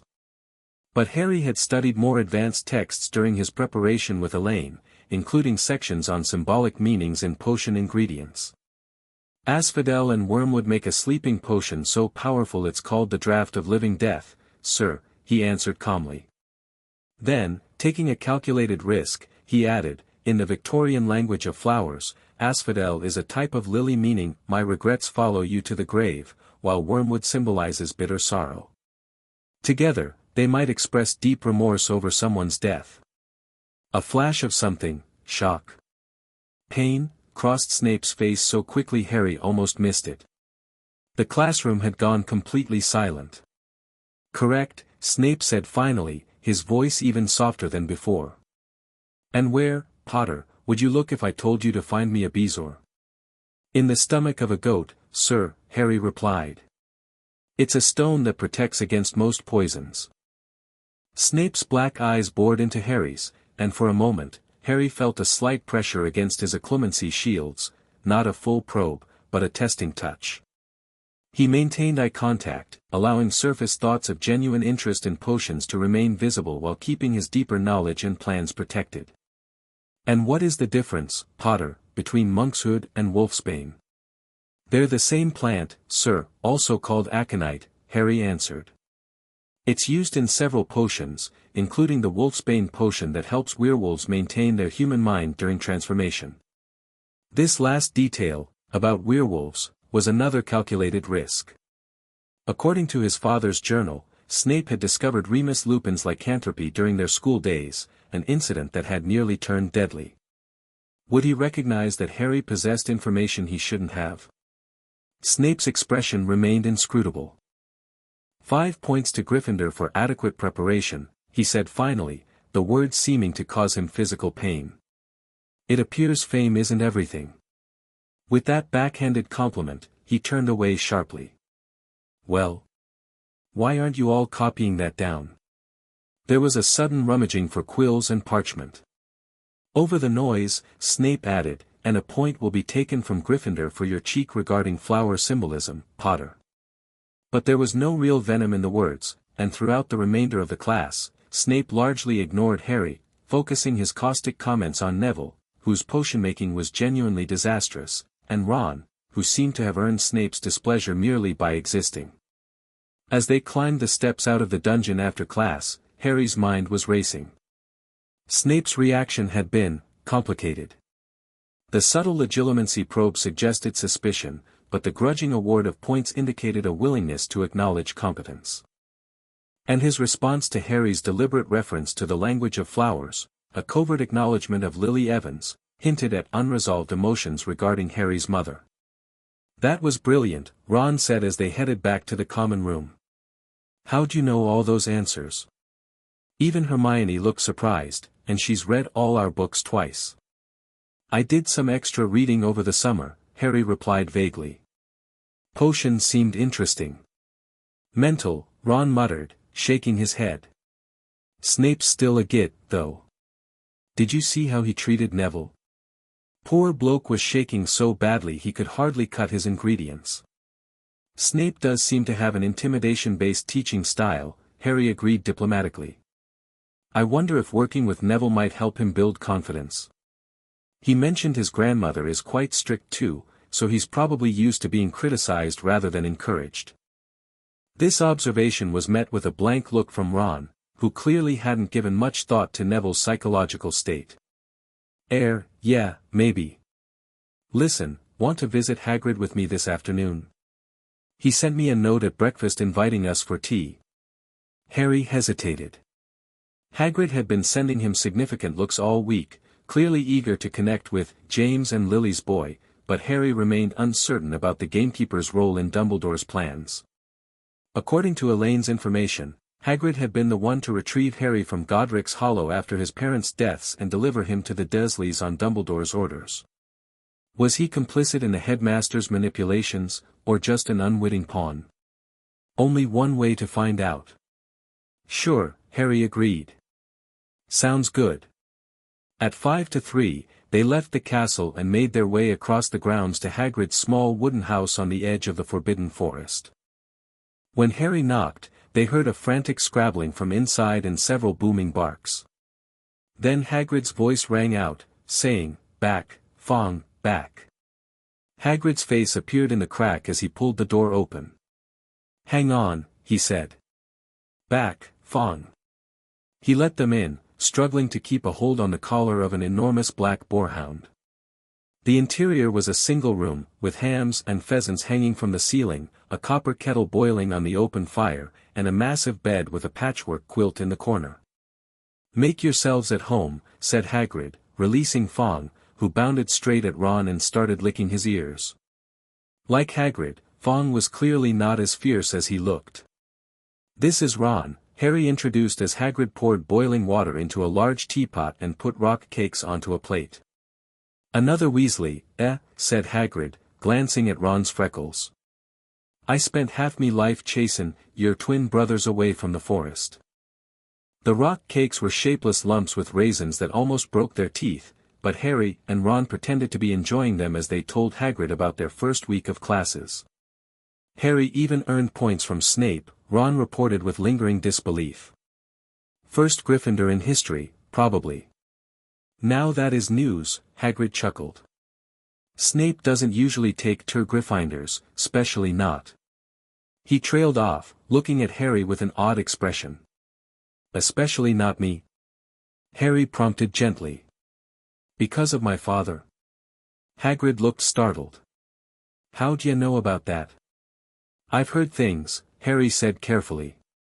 "That Professor Snape and my father didn't get along at school." "That's puttin' it mildly," Hagrid muttered. "But how'd ya hear?" "The muggles ya lived with couldn't have told ya." This was the opening Harry had been waiting for. "They didn't tell me anything about my parents or the magical world," he confirmed. "But since coming to Hogwarts, I've been trying to learn whatever I can. It's difficult, hearing bits and pieces about them from strangers when I have no memories of my own." Hagrid's beetle-black eyes softened with sympathy. "Course it is, Harry. Shoulda realized yet be hungry fair stories about, great people, James and Lily. The very best." "You knew them well?" Harry asked, allowing his genuine hunger for information to show. "Known your dad since he was a first year himself," Hagrid said proudly.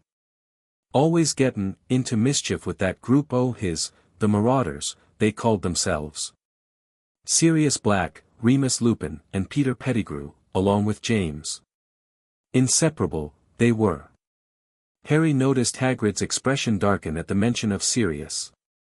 "And my mother?" he asked quickly. "Lily Evans was the brightest witch of her age," Hagrid said fondly. "Kind to everyone, even old Hagrid. Used her visit me for tea, just like you're doin'. Had a temper to match that red hair when riled, though. Only person who could properly tell off James when he got too full of himself." "How did they get together?" Harry asked, genuinely curious. If they were so different. "Ah, well, James grew up a bit in their 6th year," Hagrid explained. "And Lily finally saw past all his showin' off to the good man underneath. By 7th year, they were head boy and girl together, as meant to be as any couple I've seen." Harry soaked in these details eagerly, filing them away alongside the information from his parents' journals and his grandparents' portraits. "It must have been terrible," he said after a moment, "the night they died."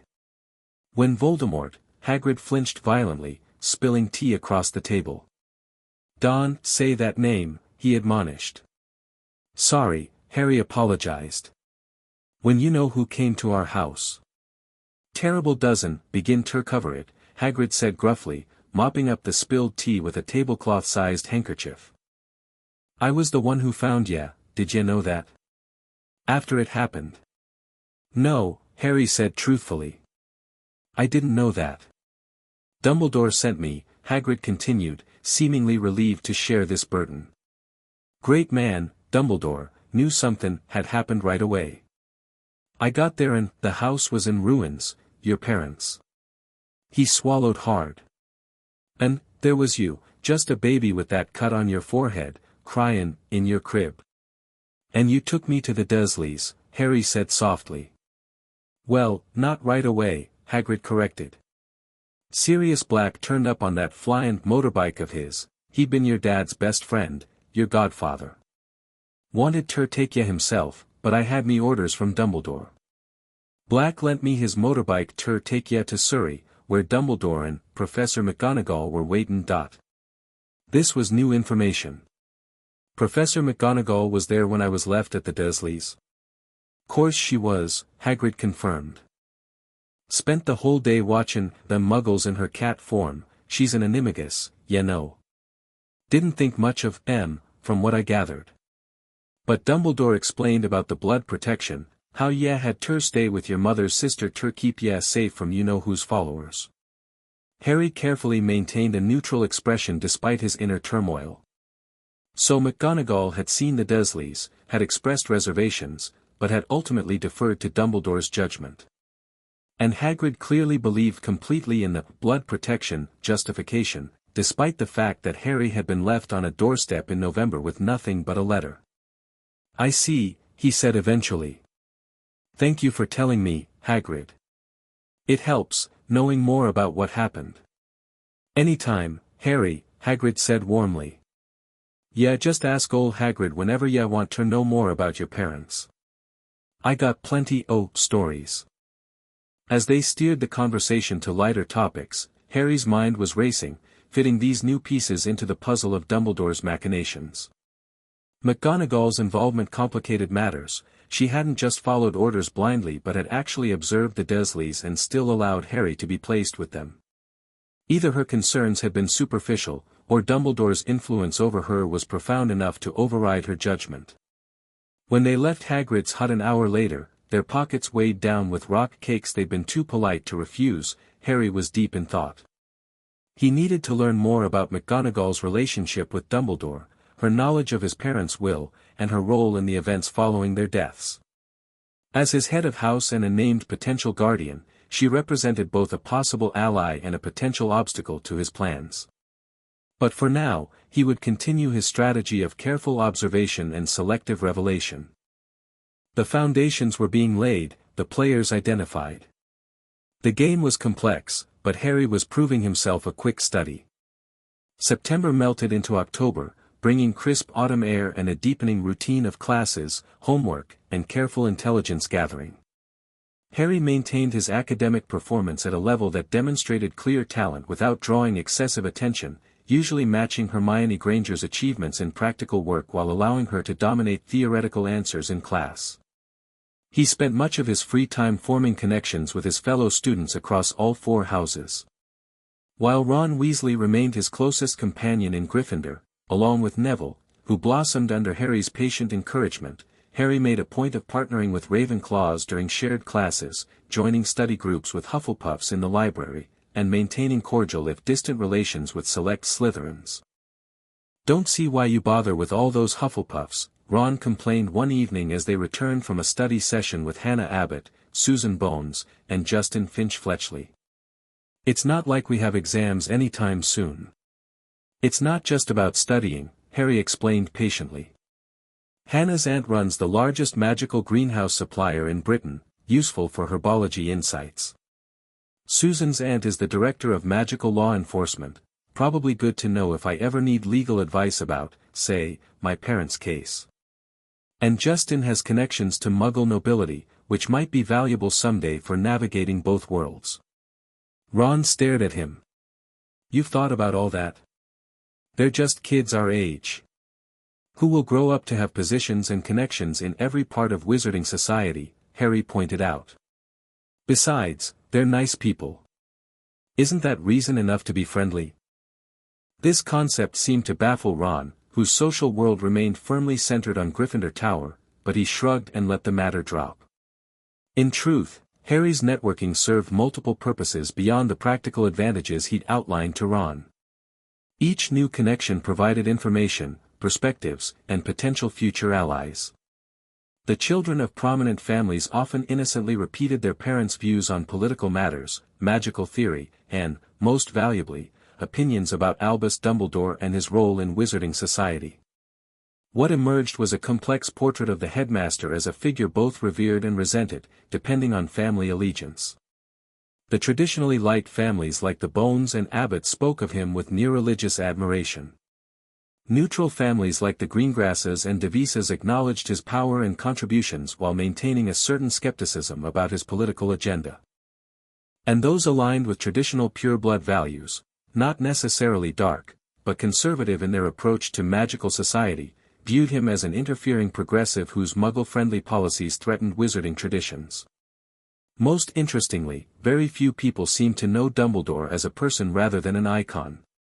Even teachers who had worked alongside him for decades spoke of him with either unquestioning respect or careful neutrality, but rarely with the casual familiarity of true colleagues. The exception was Professor McGonagall, whose relationship with the headmaster clearly ran deeper than professional courtesy. Harry observed their interactions carefully during meals and school events, noting the subtle communication that passed between them, a raised eyebrow here, a slight nod there, messages exchanged without words after decades of collaboration. Understanding McGonagall became Harry's most pressing intelligence objective. As his head of house, she had regular contact with him through classes and house matters. As deputy headmistress, she had Dumbledore's ear and trust. And as someone named in his parents' will, she represented a complicated moral and legal question: had she known she was designated as a potential guardian? Had she approved of his placement with the Dursleys despite being aware of the will's provisions? Harry's opportunity to probe these questions arrived in mid-October, when McGonagall asked him to remain after Transfiguration class. "Mr. Potter," she said once the other students had departed, her Scottish brogue more pronounced in private conversation, "I wanted to discuss your progress thus far at Hogwarts." "Is there a problem, Professor?" Harry asked, adopting an appropriately respectful expression. "Not at all," she assured him. "Quite the contrary. Your work in my class has been exemplary, precise, methodical, and demonstrating a solid grasp of theoretical principles. Professor Flitwick reports similar results in charms, and even Professor Snape admits your potions work is acceptable, which from him is high praise indeed." "Thank you, Professor," Harry said, genuinely pleased by the acknowledgement. However, McGonagall continued, fixing him with her penetrating gaze, "Several of us have noticed something curious about your performance. You demonstrate perfect execution when called upon, yet rarely volunteer.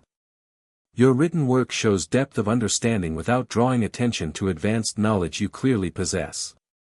In short, Mr. Potter, you appear to be deliberately moderating your abilities." Harry hesitated, calculating his response. This was both a risk and an opportunity. I didn't want to stand out more than I already do, he said finally, allowing a hint of genuine vulnerability to show. Everyone already stares at me because of who I am. Or who they think I am. McGonagall's expression softened fractionally. A reasonable concern. However, I would be remiss in my duties as both your teacher and head of house if I allowed a talented student to underperform out of social anxiety. It's not just that, Harry admitted, deciding to offer another layer of truth. I'm still adjusting to learning I'm a wizard at all. My aunt and uncle never told me about magic, about my parents' world. Everything here is still so new. A flash of something, guilt. Regret, crossed McGonagall's features. Yes, well. Your placement with the Dursley family was a complicated matter. Headmaster Dumbledore felt strongly that the protection offered by your mother's blood sacrifice could only be maintained through residence with her sister. You knew them, though. The Dursleys, I mean, Harry pressed gently. Before I was placed there. McGonagall looked startled. How did you know that? Hagrid mentioned you were there that night, Harry explained. That you'd been watching them all day in your animagus form. I see. McGonagall's lips thinned to a tight line. Yes, I observed them prior to your arrival. I expressed certain reservations about their suitability. They seemed the worst sort of muggles, obsessively ordinary, dismissive of anything unusual. Not the environment I would have chosen for Lily and James Potter's child. But Headmaster Dumbledore insisted, Harry concluded quietly. He explained the necessity of the blood protection, McGonagall confirmed, though her tone suggested lingering doubts. And arrangements were made for your welfare to be monitored. Monitored? Harry echoed, genuine surprise in his voice. If there had been monitoring beyond Dumbledore's tracking charms, it had been spectacularly ineffective. Mrs. Figg, McGonagall clarified. A squib acquaintance of the headmaster's who was relocated to your neighborhood specifically to keep an eye on your situation. She reported regularly on your physical health and safety. Harry blinked, connecting the dots. Mrs. Figg, the cat-obsessed elderly neighbor who occasionally watched him when the Dursleys couldn't pawn him off on anyone else. The woman whose cabbage-smelling house had been Harry's only respite from Privet Drive, meager though it was. She had been Dumbledore's spy all along, reporting on him while never intervening in the neglect and emotional abuse he suffered daily. I see, Harry said, carefully controlling his expression despite the anger bubbling beneath the surface. That explains a lot. McGonagall seemed to sense the undercurrents in his response. Mr. Potter, Harry, she said, her voice gentler than he'd ever heard it, if there were aspects of your upbringing that fell short of what your parents would have wanted for you, I can only offer my profound regret for my part in it. At the time, the threat from you-know-whose followers was very real. Many believed you would be targeted for retribution. The blood protection offered security that magical guardianship might not have. Magical guardianship, Harry repeated thoughtfully. Was there no one from the magical world who could have taken me in? No friends of my parents, no relatives on my father's side? Now McGonagall looked distinctly uncomfortable. Your father's parents had already passed away. As for friends, the circumstances were complicated by the war and its aftermath. Sirius Black, your godfather, had been implicated in your parents' deaths. The Longbottoms, who were close to your parents, were attacked shortly after and permanently incapacitated. Others were unavailable for various reasons. And you, Professor? Harry asked directly, watching her face carefully. Would you have been willing to take me in, if it had been possible? McGonagall's composure slipped momentarily, genuine shock registering in her eyes.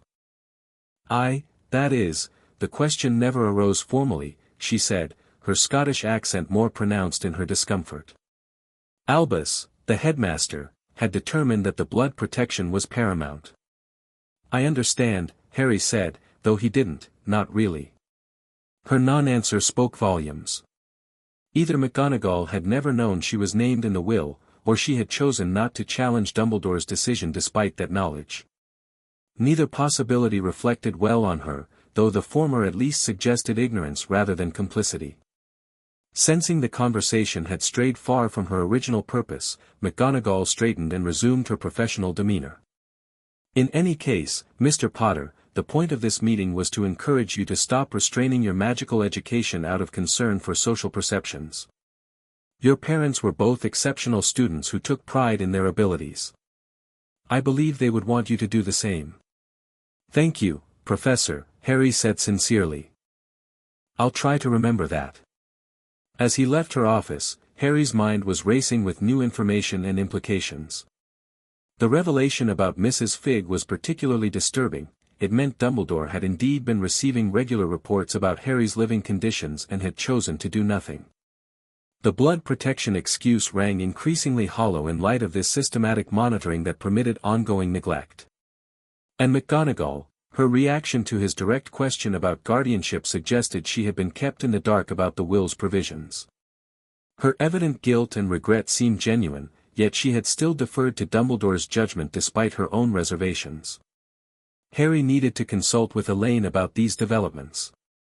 Their weekly communication through the enchanted mirrors had become a vital touchstone, allowing him to process discoveries and adjust strategies based on her legal and political insights.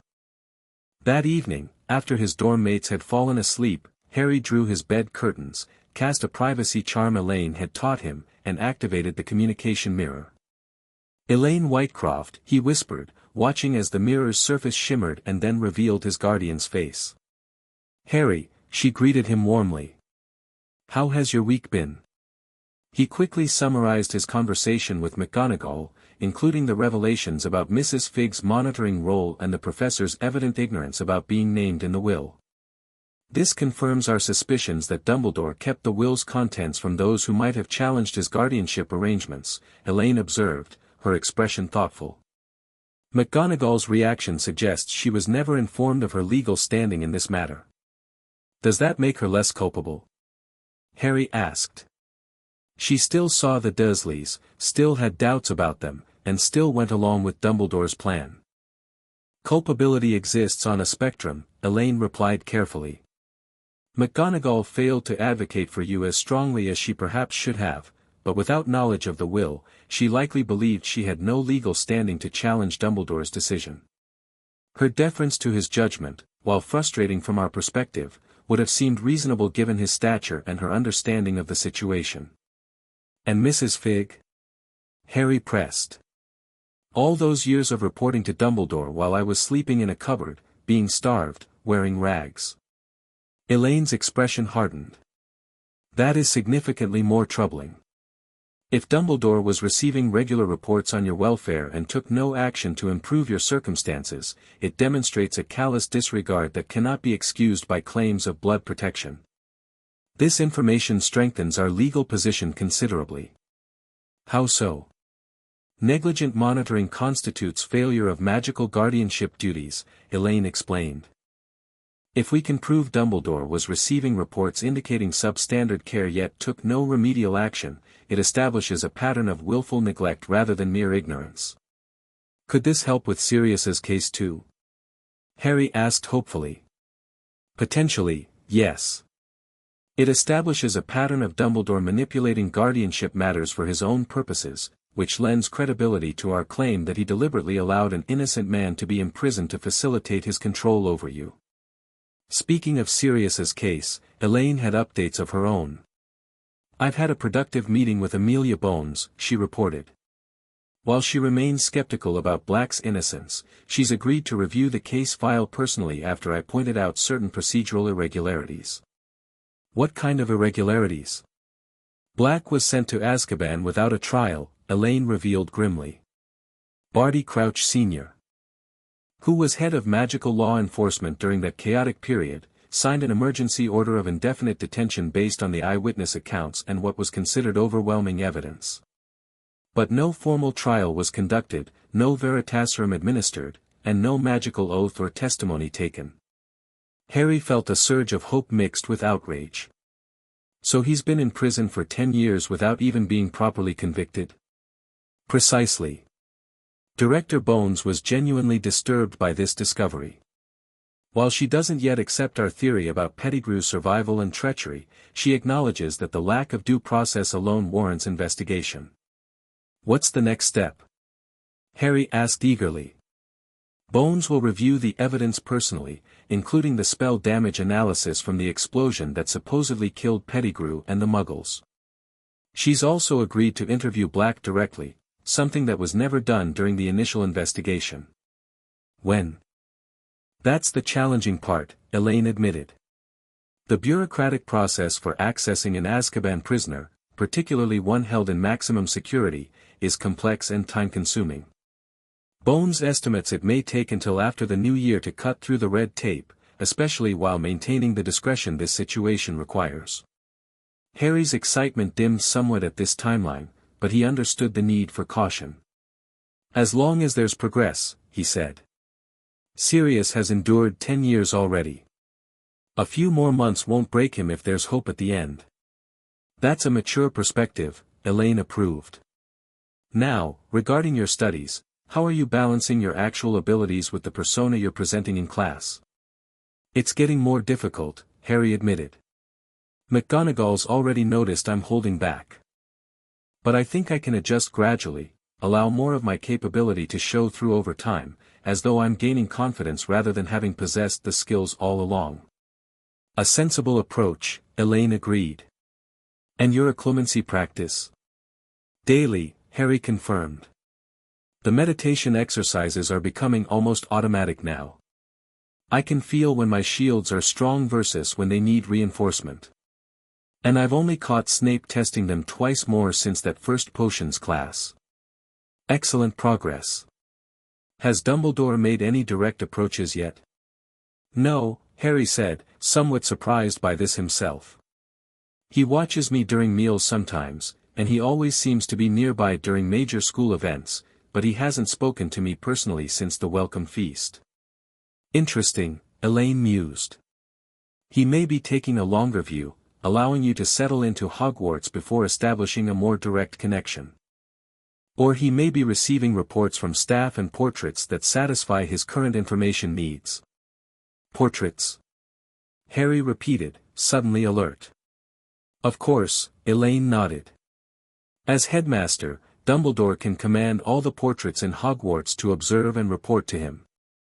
They make excellent spies, ever-present yet easily overlooked by students and staff alike. Harry mentally reviewed the locations of portraits near his regular haunts, the corridors he frequented, the library tables where he studied, even the Gryffindor common room. Had he said anything compromising within their hearing?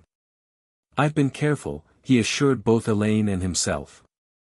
But I'll be even more vigilant now. Good. Remember, patience remains our greatest ally. We're building a comprehensive case against Dumbledore on multiple fronts: his manipulation of your guardianship, his suppression of your parents' will, his role in Sirius's false imprisonment, and the illegal tracking and suppression charms he placed upon you. Each element strengthens the others, creating a pattern of behavior that will be difficult to dismiss or justify when finally revealed. I understand, Harry said, though part of him chafed at the continued waiting. Is there anything specific I should be doing here at Hogwarts? Continue as you have been, building connections, gathering information, and monitoring Dumbledore's actions from a safe distance. But also keep an eye out for anything unusual within the castle itself. Unusual how? Dumbledore's warning about the third-floor corridor suggests he's housing something dangerous within a school full of children, Elaine pointed out. That alone is questionable judgment at best, criminal negligence at worst. If you can determine what's being hidden there and why, it may provide additional insight into his current priorities and concerns. I'll see what I can discover, Harry promised. Without taking unnecessary risks, he added at Elaine's warning look. After ending the communication, Harry lay awake for some time, processing everything he'd learned.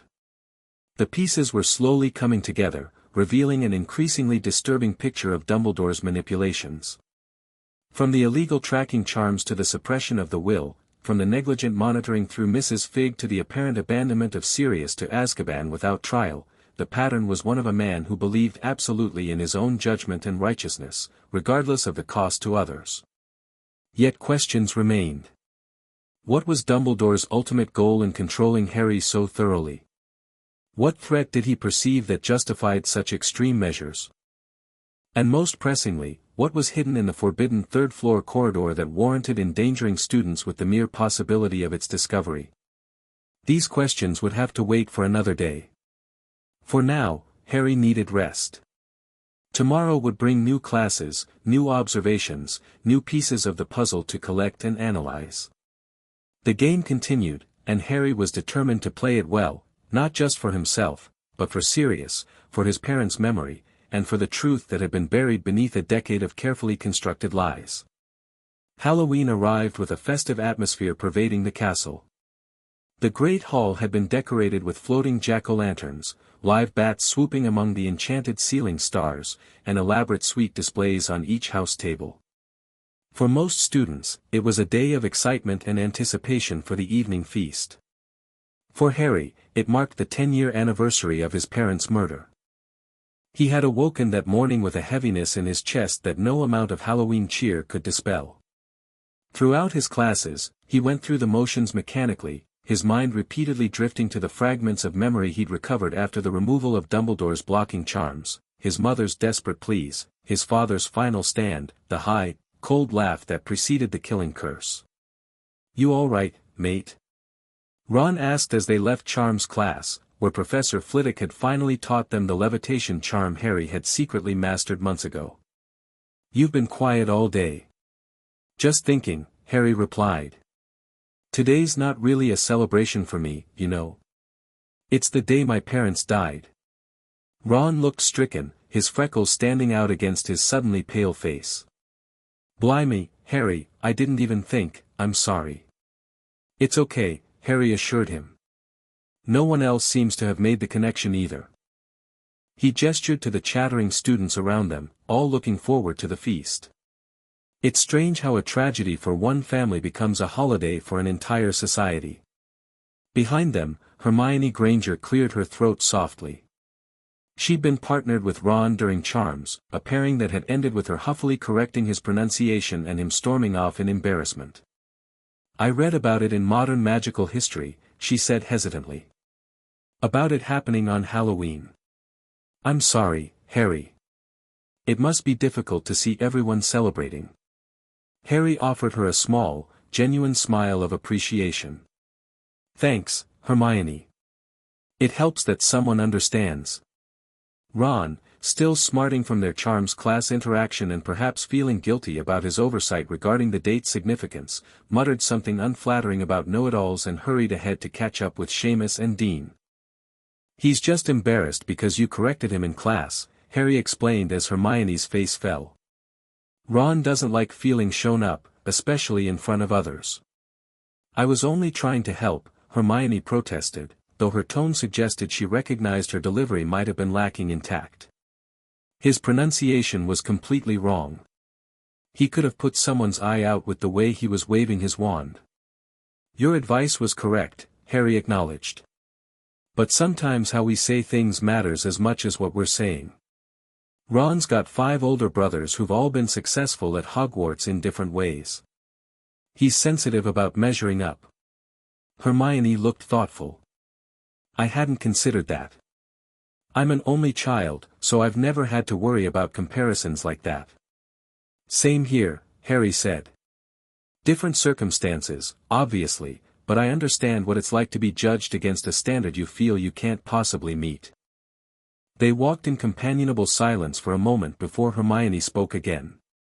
"If you'd prefer not to attend the feast tonight, I'm sure Professor McGonagall would understand. Or if you want company somewhere quieter, I wouldn't mind skipping it."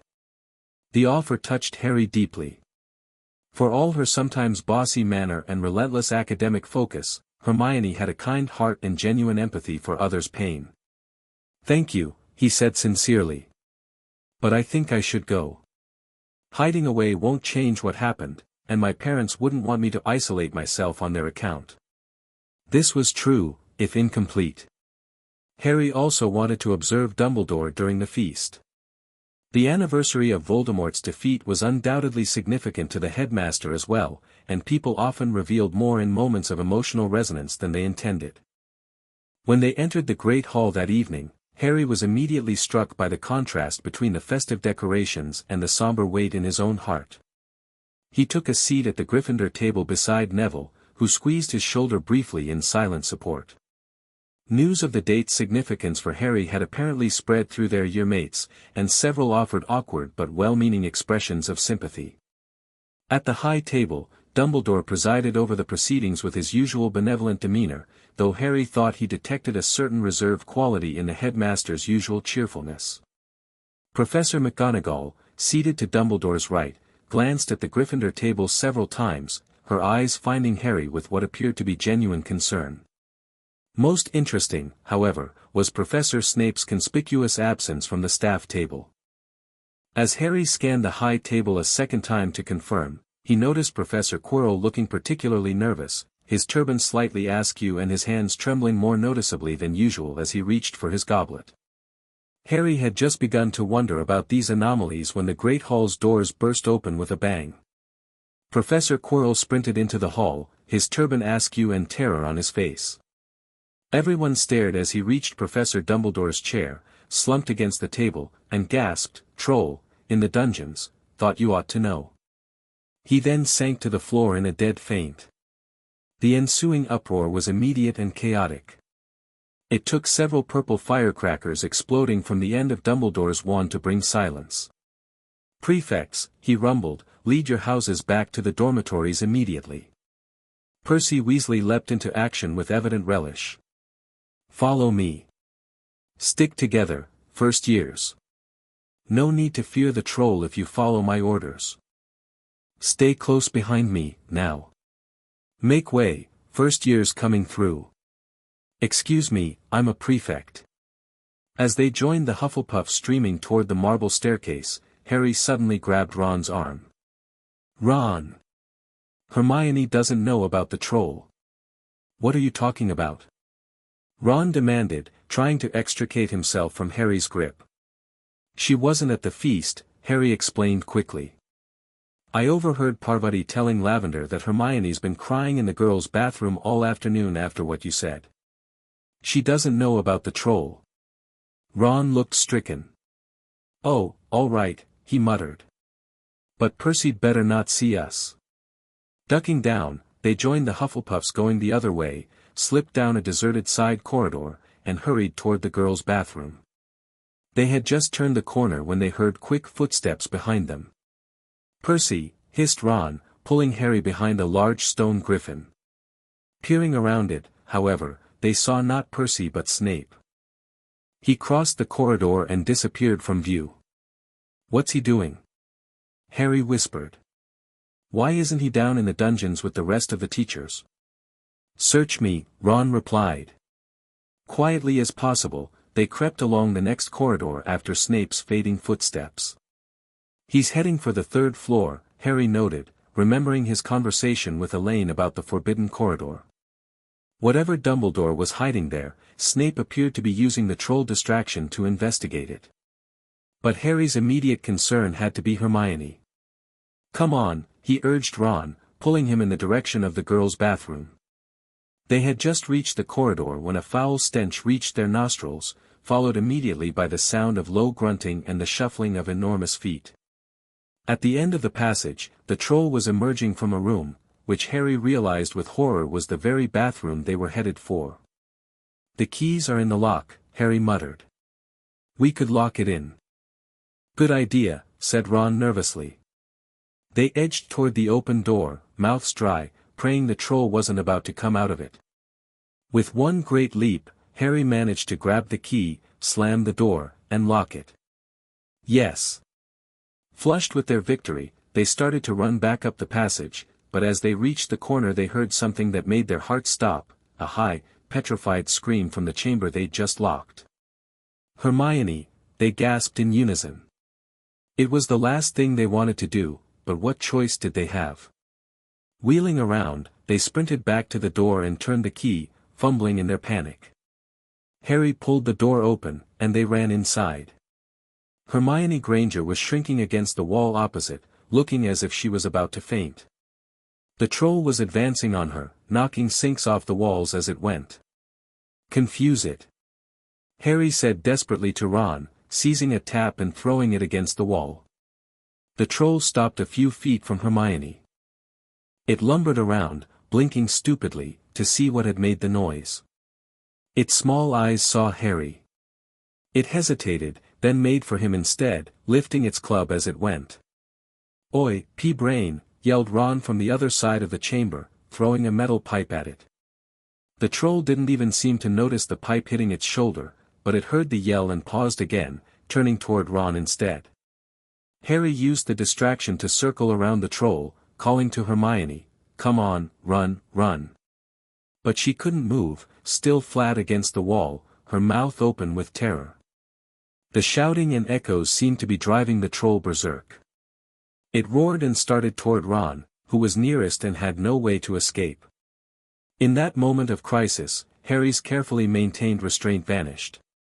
Drawing his wand, he cast the most powerful spell he'd mastered during his summer training.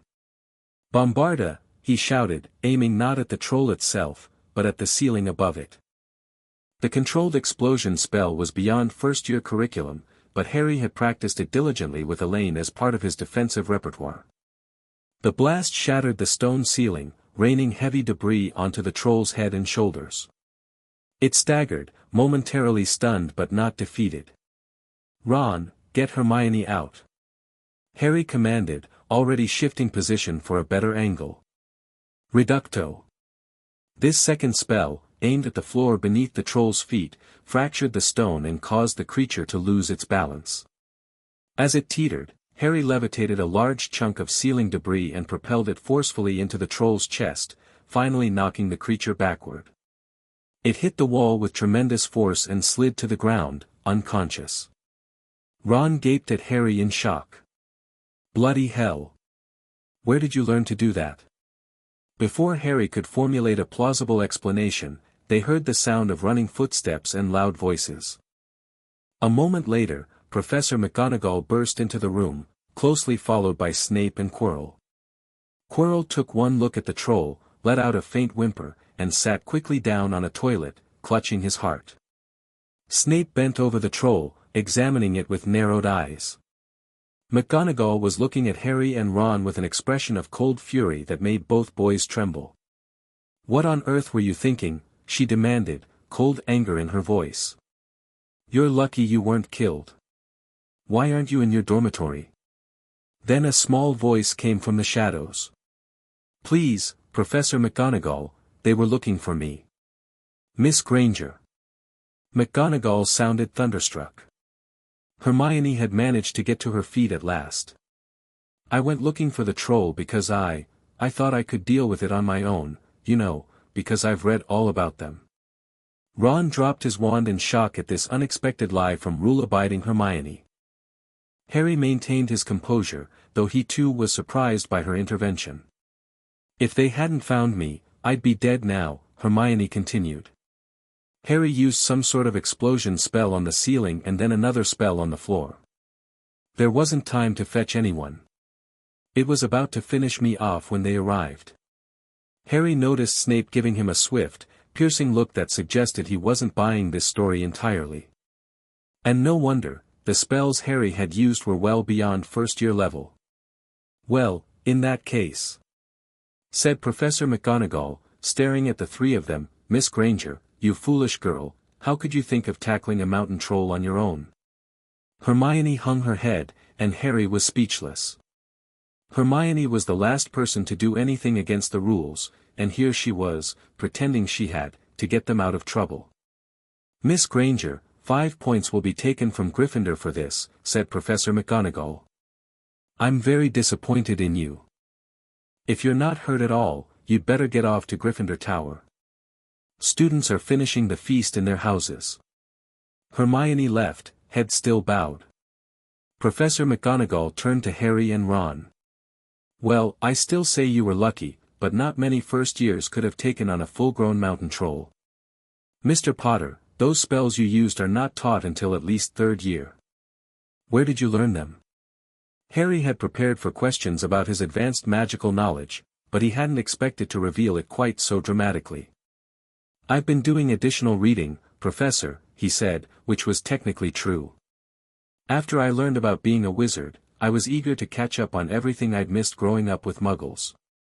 "Additional reading does not explain the practical mastery of advanced combat spells," Snape interjected silkily, his dark eyes boring into Harry's. "Unless the boy who lived has been receiving extracurricular instruction." Harry felt the gentle probe of legilimency against his occlumency shields and carefully projected thoughts of intense self-study and practice, again, not untrue, merely incomplete. "I practice," Harry said simply. "Once I understand the theory, I work on the spells until I can perform them consistently." McGonagall said, still looking at him with a mixture of suspicion and something like pride. "Well, I suppose natural talent combined with diligent study might explain it. Your father had a similar aptitude for practical magic, though he typically applied it to less appropriate endeavors. 5 points will be awarded to each of you for sheer dumb luck in surviving this encounter. Now return to Gryffindor Tower immediately." As they turned to leave, Harry noticed Snape examining his leg, which was bleeding beneath his torn robes. The potions master quickly covered it when he realized Harry was watching, his expression darkening considerably. "What happened to Snape's leg?" Harry whispered to Ron once they were safely in the corridor. "Dunno," Ron replied, still looking a bit shell-shocked by the entire experience. "More importantly, what happened to you back there? Those spells were. I mean, you took down a mountain troll." "Adrenaline," Harry offered with a shrug. "And like I said, I've been studying ahead. I wanted to be prepared." Ron shook his head in amazement. "Prepared for mountain trolls? Remind me never to get on your bad side." When they reached the portrait of the fat lady, Pig Snout, said Ron, and they entered, the common room was packed and noisy. Everyone was eating the food that had been sent up from the feast. Hermione, however, stood alone by the door, waiting for them. There was an awkward pause, then all three of them said, "Thanks," at the same time and hurried off to get plates. But from that moment on, Hermione Granger became their friend.